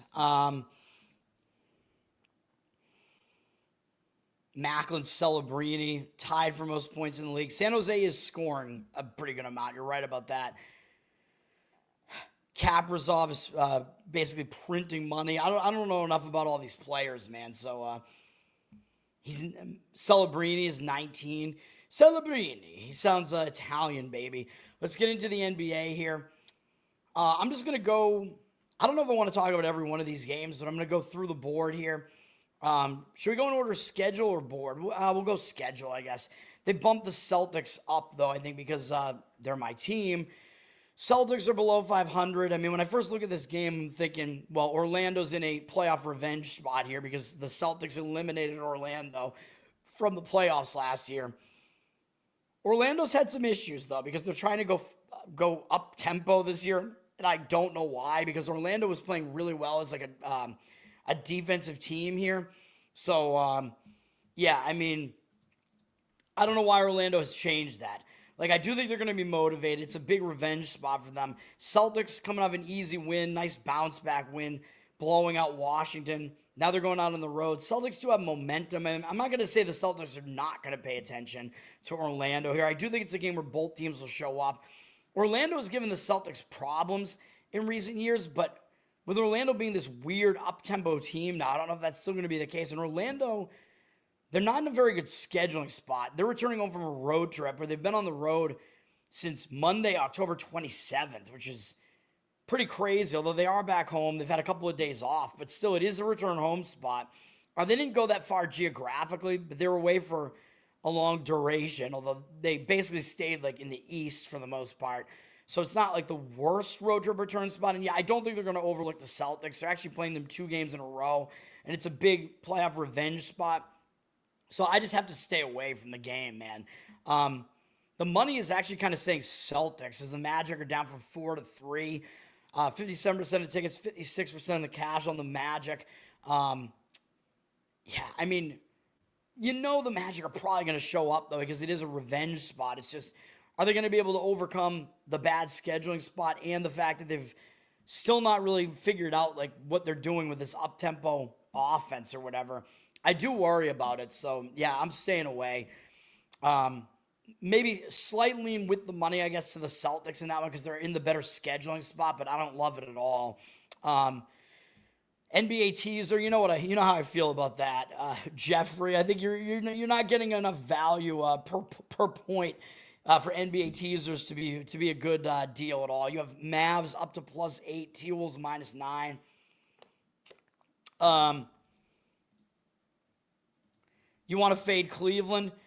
That's exactly what I'm doing. First play, Washington Wizards plus the points. I should have done this with Cleveland at Brooklyn because Brooklyn covered against Cleveland. This is a bad spot for Cleveland, dude. So I think Cleveland might maybe get a little bit caught here. I'm not going to say they're going to lose the game, but I think Washington can cover this. Cleveland, they're coming off a big win over Philadelphia. They won and covered in that one. Philadelphia, I mean, they're still one of the better teams in the East right now. That's a big win. Now they have this one single road game where they have to go to Washington just for this game. And then tomorrow, Cleveland has to play the Chicago Bulls, who are 6-1. And then they get Miami after that. And Miami has been doing fairly well with their up-tempo offense that they've been running, unlike Orlando. I think it's basically a sandwich spot. It's a weird spot with these single-game road trips, and they know they have Chicago tomorrow. You might see Cleveland even start resting guys here in this game because they might want to prepare and show up for the Chicago game. Maybe they think this game against Washington is going to be easy. There is also going to be backdoor potential, that means, because if Cleveland has the lead by enough late in the game, they might just take their foot off the gas, start resting guys, and then Washington might be able to come right in the back door, which I know that sounds bad. Washington coming off getting blown out by Boston. I know it's a return home spot, but it was only a 2-game road trip to New York and Boston. I don't consider that to be that big of a deal. It was all just within the same week. I think they're going to try to show up at least for a game against Cleveland. Washington, 1 win on the season. I know it was on the road against Dallas, which, I mean, Dallas is struggling, I know, but at least Washington has tasted victory. They played decently against Philadelphia, that one game where they took Philadelphia into overtime. So there was that, which, I forget if I had Washington in that game or not, but I know that was like their only competitive game against a good team, but that at least shows that they have the ability to do that. And Washington's faced a pretty difficult schedule, man. They faced Milwaukee, Philadelphia, Oklahoma City, New York, Boston. I mean, those are not easy opponents, so maybe Washington even, you can't argue that they're not one of the worst teams in the NBA. They are, but maybe they're not quite as bad as they look. It's been a difficult schedule. Again, you know me. The last NBA play I had was the Brooklyn Nets the other night, so you know what I do. I play on these just horrendously ugly teams where I think they're getting too many points and in a decent spot. Washington, plus the points in that one. Also, Cleveland, they're up to a 13.5-point favor. You might be able to get even more on this, 14, although it's not football, so it's not a key number. But 68% of tickets, only 52% of the cash. So Cleveland is public. No public bettor is going to want to play the Wizards in any capacity here, even if they're getting that many points. The cash seems to be not coming in so much on the Cavs, though, so I like that market read as well. Toronto beat the Hawks. Hawks are hosting the Lakers tomorrow night. That's the next game on the board here. Play number 2 in the NBA, Hawks -2. We're going to play the Atlanta Hawks. They're up to 2.5, it looks like. Actually, the money looks like it initially came in on them. Now we see Toronto 56% of tickets, 63% of the cash on them. I don't know if I buy this. I've seen this just shifting around all over the place. I don't know what I even really want to do with this. It looks like the cash percentage is now coming in on the Raptors, but I do not like the spot for the Raptors. Both teams are at 4-4.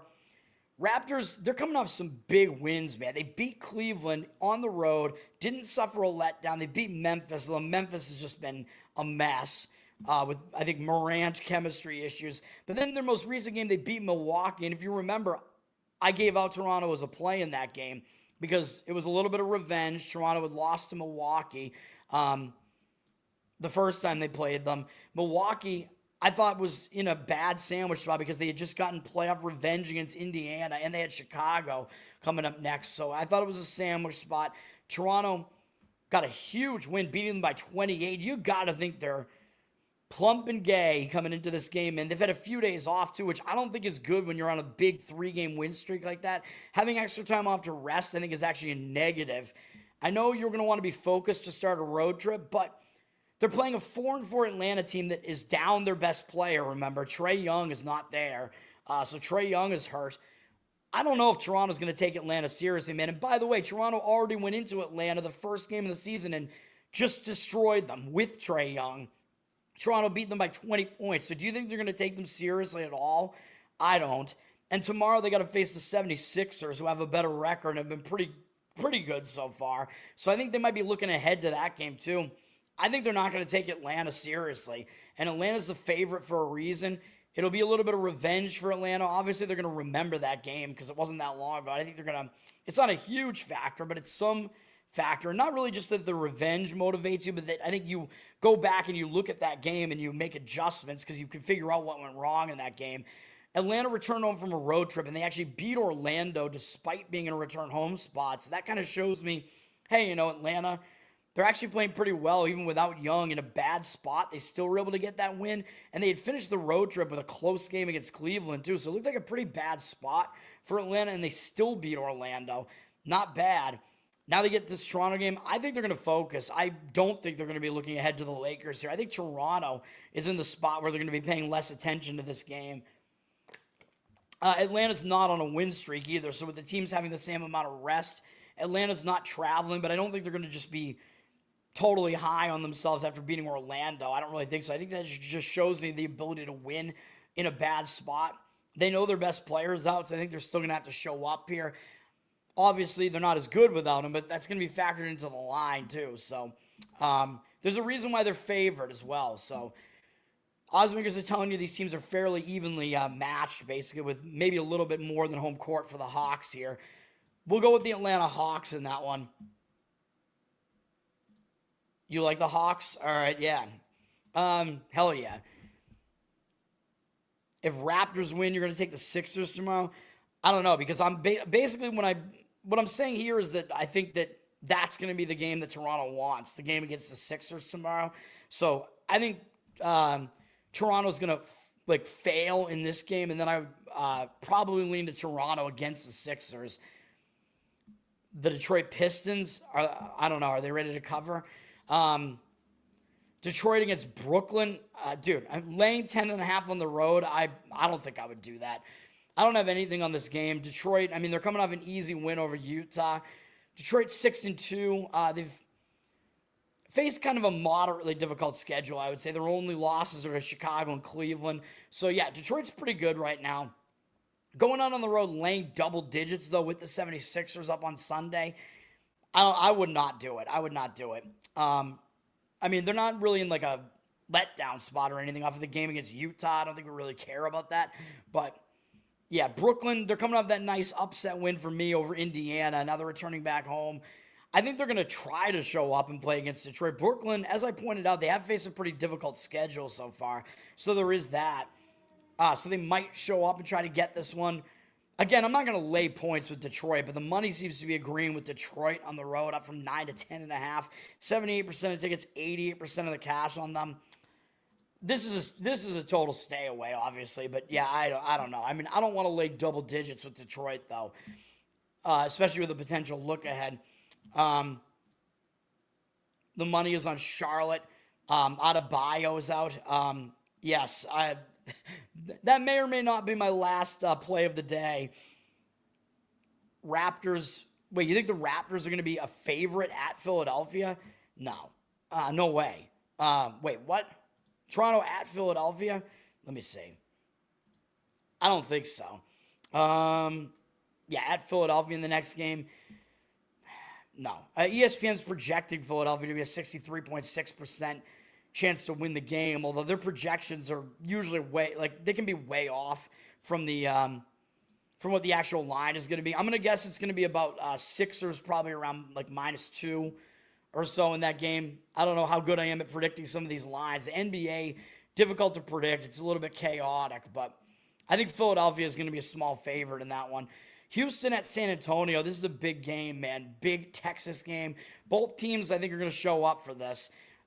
Houston just beat that Memphis team that's just really faltering after beating a struggling Dallas team before that. Although Houston, I mean, they haven't suffered a letdown, really. They played a fairly easy schedule, though.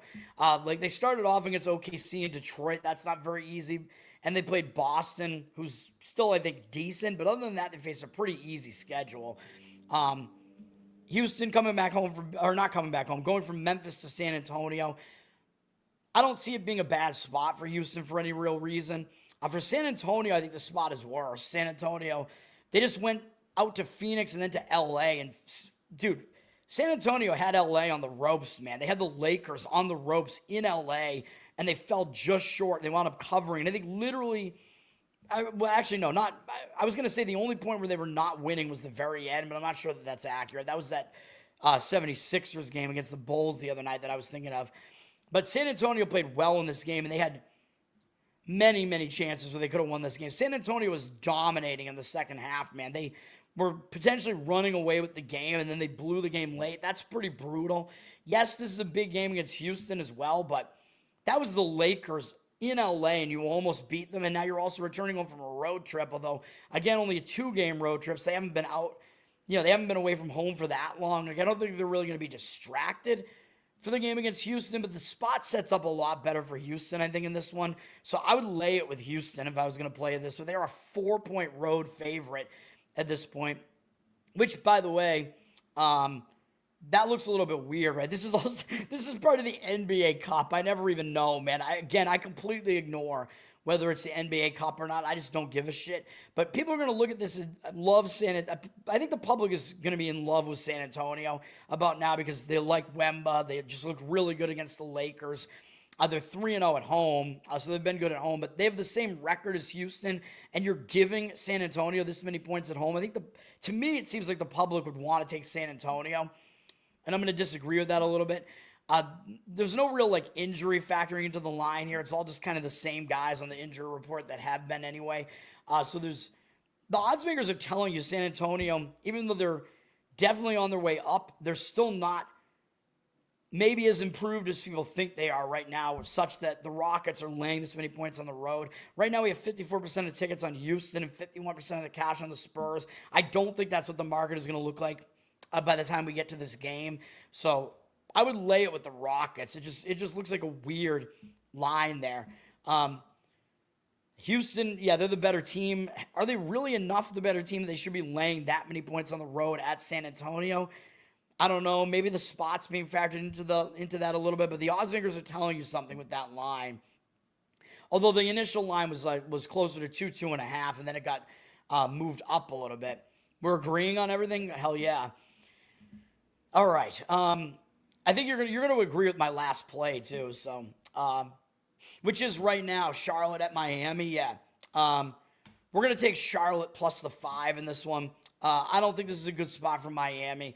Miami's returning over from a road trip, a fairly substantial road trip. They've been away since last Thursday. They went to Texas. They went to the West Coast. They went into Elevation. They just had to play a pretty difficult game against Denver. Pretty much all difficult games on that road trip. San Antonio, Lakers, Clippers, Denver. Now they're returning home with only 1 day off. Again, I think it could be one of those distracted spots. This looks like a pretty bad spot, man, where they might not really totally take Charlotte seriously here because Charlotte's not a very good team. Although I think they might be a little bit on the rise. And Miami does have Portland tomorrow, and then Cleveland twice, and then New York twice, and then Golden State, Chicago, Philadelphia. So if they're going to overlook any game in this upcoming stretch, it's going to be this one with the return home distraction in play as well. Portland, a game that maybe you get up for now because Portland is kind of on the upswing a little bit, and they're above 500 here. So, yeah, it's a bad spot for Miami here, man. And like you said, I think, yeah, Bam Adebayo might be out in this game. He is out, so he'll probably be playing tomorrow. So it seems like Miami might not just – they might not totally be up for this game. Although my man Grant Williams is out for Charlotte, man, former Celtic and good defender Grant Williams. LaMelo Ball is day-to-day, but I think he's going to play. I would guess, because Miami's if he wasn't going to play, I think Miami would probably be a bit of a bigger favorite here, but the money seems like it's all coming in on Charlotte, which I obviously agree with. The Heat are a 5-point favorite, 63% of the tickets on Miami, 82% of the cash coming in on Charlotte. Money coming in on Charlotte. Charlotte just lost in New Orleans, which is a pretty ugly loss. But again, New Orleans is better than their record looks at the very least. They've had a very, very difficult schedule. And Charlotte has actually had more days off, and they're only traveling from New Orleans to Miami. They're going to want to try to split the road trip here, in my opinion. They have more rest here to bounce back from that loss, which was an ugly loss. I think it's a positive spot for Charlotte. I like it. Charlotte plus the points. Yeah. You like the Kings. Sabonis is questionable. Yeah. They need Levine. I mean, he's been like their best player. Dallas at Memphis. I mean, these are two ugly, struggling teams, man. I mean, what do you do with a game like this? Dallas has lost 3 games in a row. They just lost at home to New Orleans. That's ugly. You got Memphis. Let me see. Memphis has lost 4 in a row, getting blown out by Houston, I guess, at home the last time. Both these teams, I think, are going to show up and try to win this game. So then it comes down to which of these teams is the better team. I don't know, man. I mean, the Grizzlies are a 4.5-point favorite, so they're the better team. A lot of chemistry issues, though. 52% of tickets on them, 60% of the cash on Dallas. The money looks like it's saying to come back and take the points with Dallas. I don't have a read on this game at all, though. I mean, these teams are both pretty much a disaster right now. Like, they're both just massively struggling. Can't really get it together with their chemistry right now. I don't know what I would do in this game. Do they? Dallas has their head right? I don't know about that. I mean, they've lost a bunch of games in a row. They just lost to New Orleans. I mean, you could argue they played better against Houston than Memphis just did, but that might actually be a reason to maybe not look towards Dallas here because the public is going to look at that and, like, draw too much from that. I don't know. Chicago and Milwaukee is a good game. I mean, this is a game where you have 2 teams with good records going at it here. Chicago's coming off that nice win over Philadelphia where they were losing the entire game, and then they won literally right at the end. That was the only time where Chicago was leading in that game. So they're going on the road off of that, which is a big win. They've played a bunch of big games in a row. I don't know if they're necessarily going to be totally focused on Milwaukee. You'd think that they would, but they do have Cleveland tomorrow. I mean, this is a difficult schedule for Chicago. This is brutal. After they started off with a pretty easy schedule, it has not been easy recently, and maybe debatably in a bit of a letdown after that game against Philadelphia, but they do at least have a couple of days off coming into this game.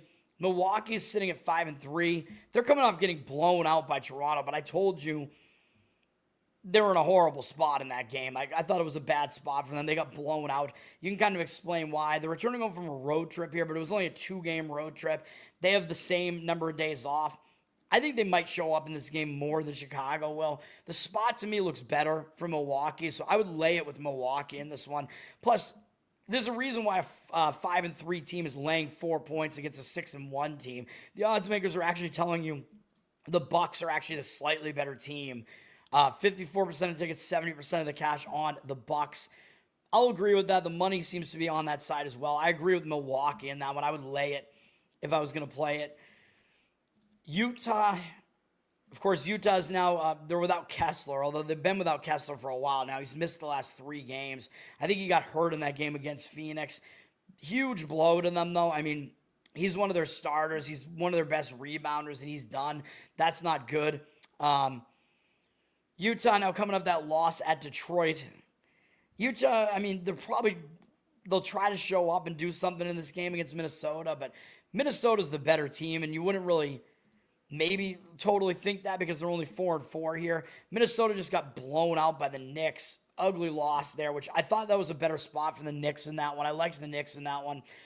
Minnesota's returning home from a road trip, though, although it was a 3-game road trip, so they were gone less than a week, so maybe not totally a distracting spot here, but they do have to go right back out on the road again after this. And are they really going to be fully focused for the Utah Jazz?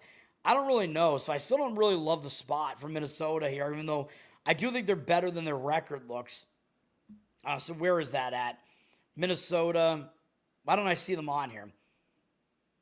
Oh, yeah, Jazz T-Wolves. Minnesota's down from a 14-point favorite to an 11.5-point favorite.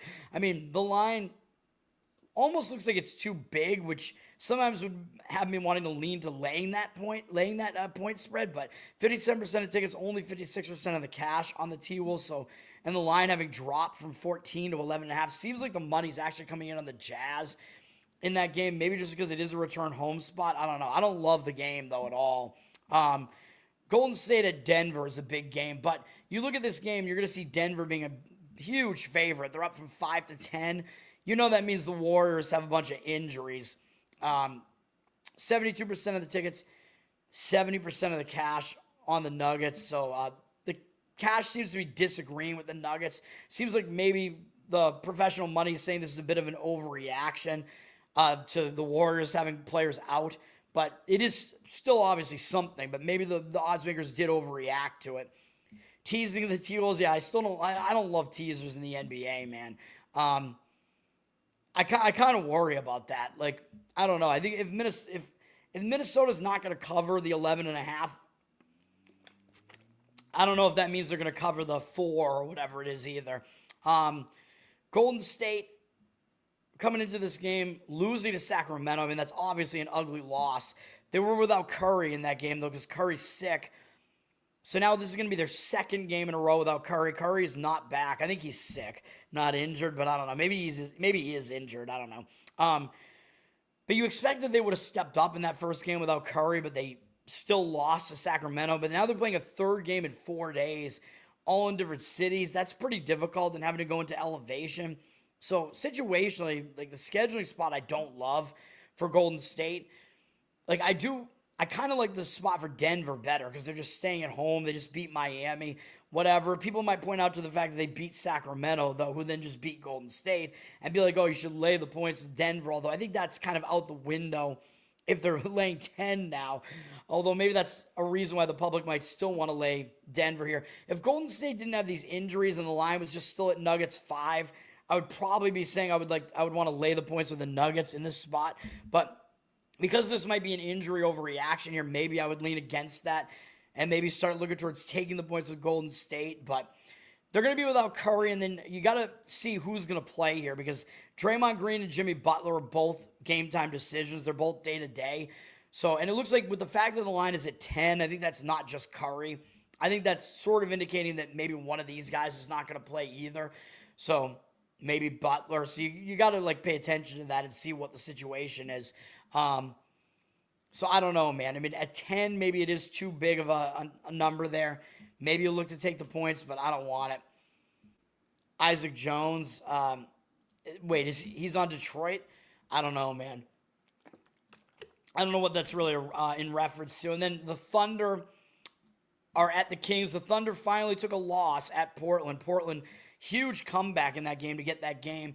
Oklahoma City's now in a third game in 4 days, all in different cities, coming off their first loss of the season. You know I talk about this, the spot where it might be a hangover spot because they took their first loss of the season, so that can hang them over into the next game potentially.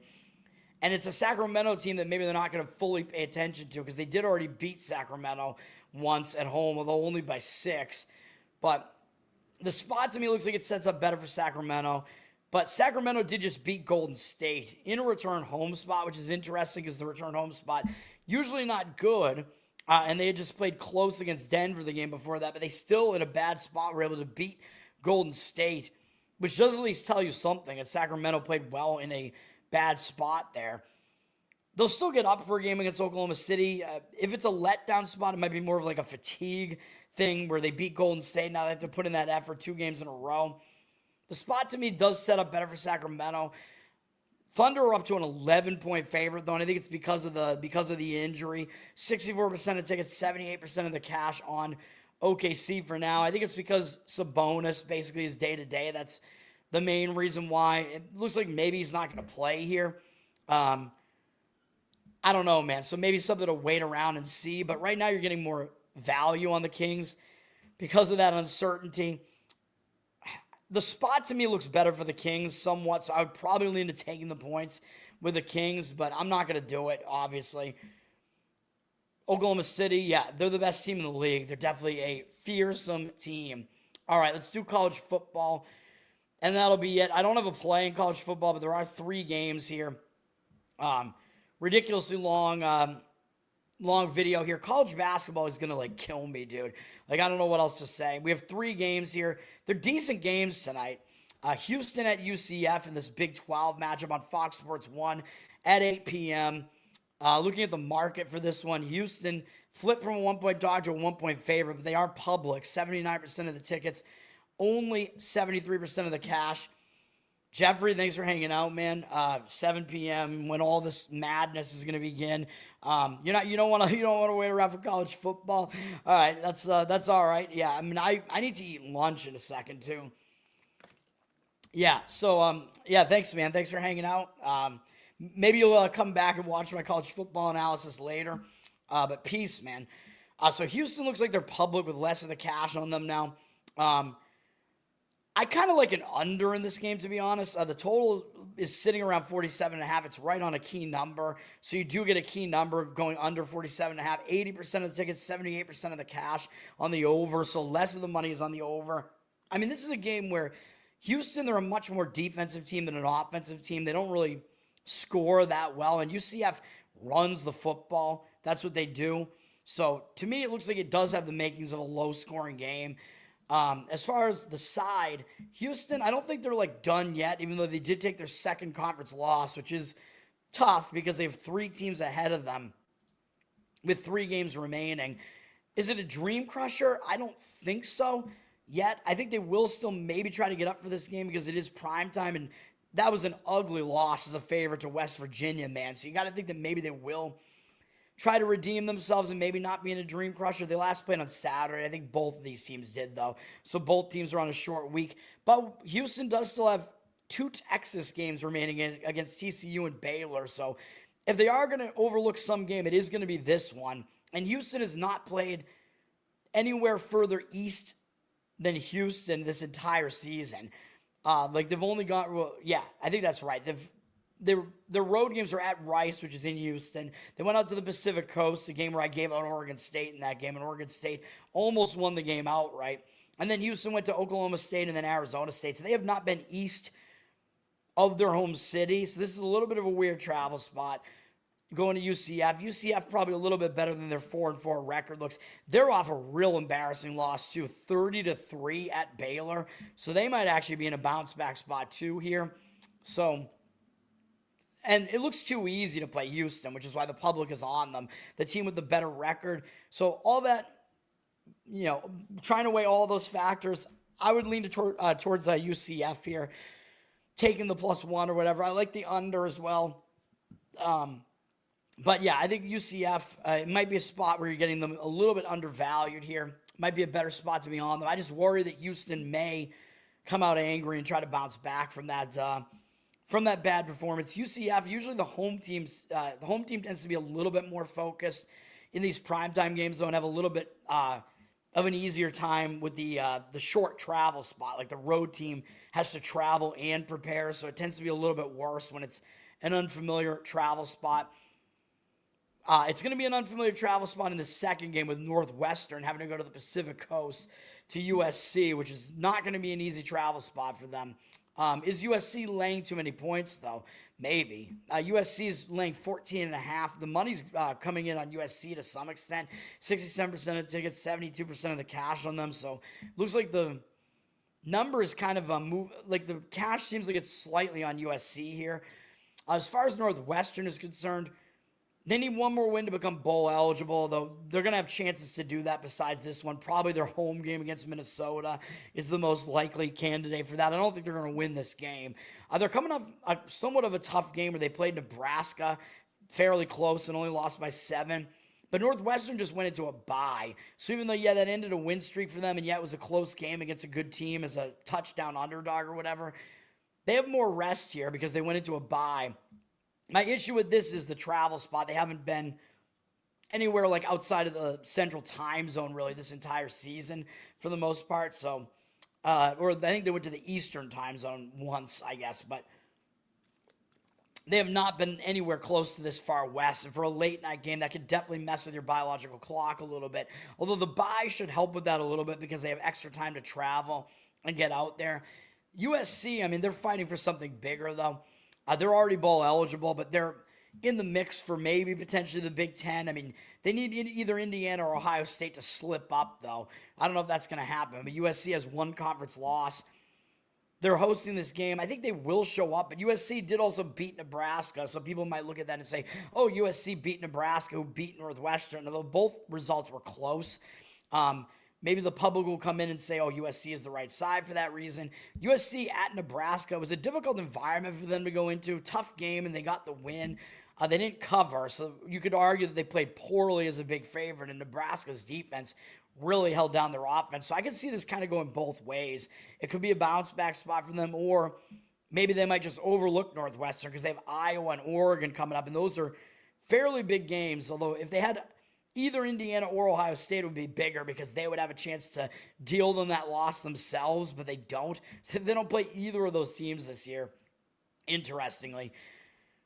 Tough call, man. I would lean to taking the points with Northwestern, I guess, because they do have the extra rest here, but I just don't love them going to the Pacific Coast, man. And it is potentially a look ahead for USC there. And USC, this game is on Fox, by the way, and USC might just not care as much about hosting a primetime game because they're USC. I mean, they're more used to doing it, so whatever. And then Tulane at Memphis. This is an interesting one where Memphis has actually dropped from 6.5 to 3.5. Money coming in on the Tulane side. 64% of the tickets, only 60% of the cash. I'm going to agree with this one. I would take the points with Tulane if I was going to play this game. I think Memphis may be a little bit overrated right now. Looking at this, both these teams are still in the mix for the American title game here, with both teams with one loss in the American. People are probably going to have a tendency, as you could already see, the public on Memphis, because they're a one-loss team. They have the bigger name, and they just look better to the public eye right now. But Tulane, I mean, they're coming off an ugly loss to UTSA last week, and everybody saw that. But I told you, I liked UTSA. I gave it out as a play on my show. That was a winner for us on the show, because Tulane was coming off a pretty big win over Army. They had a little bit of extra rest that I thought would disrupt their momentum. UTSA, better than people think they are, really good at home, actually. And Tulane had this big Memphis game up next, so I thought they were going to get caught. They did, but now this is that Memphis game. And they do actually have extra time off, I think, because they played last Thursday. Memphis, I think, did not. So I think this sets up decently for Tulane here to redeem themselves from that really horrendous-looking loss. Memphis did play on Friday. So, yeah, both teams have a little bit of extra rest as far as them not playing on Saturday, but one extra day of rest for Tulane coming into this one. Memphis, I thought they were in a letdown spot in that game against Rice because Memphis had pulled off the home upset against South Florida, and they did have Tulane up next, so I thought it was a sandwich spot. But Rice was in somewhat of a difficult spot, too, because they were coming off an upset themselves, a pretty big upset, so I didn't want to do it. I thought Rice would cover, but they didn't do it. So Memphis was able to win and cover in what was a pretty bad spot. So that is interesting. So Memphis did show something, that they're able to win in a bad spot. But I don't know. I still think maybe they're being overvalued here. But the thing to be aware of, though, is that part of the reason why I think this line did drop to 3.5 on Memphis is that we don't know if Brendan Lewis, their quarterback, is going to play. So that's one major issue here. Lewis is their best quarterback. He's played all but one game, basically, for them. He got hurt late in that Rice game.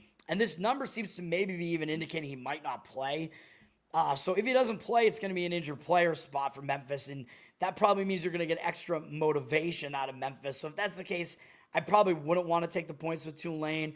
If Lewis is going to play, I would then probably say, yeah, it makes sense to take the points with Tulane. I'm not going to give it out as a play or anything like that. I would watch to see if Lewis is going to come back, because generally I kind of prefer the Tulane side here, and you want to get the best number that you can. And I think it's possible you get a better number if you wait, and if it is confirmed that Lewis is going to be back. Although if he's not going to come back, I don't know if the line's going to drop at all on Memphis. So we will see. But that's something to keep in mind. Lewis maybe out for this game. So I don't think I have anything else on these, but that's going to do it, man. I appreciate it. Thanks for hanging out, guys. A lot of plays today. It's going to be a lot of Instagram shit, which takes a lot out of me, man. But college basketball, we got Furman minus the points.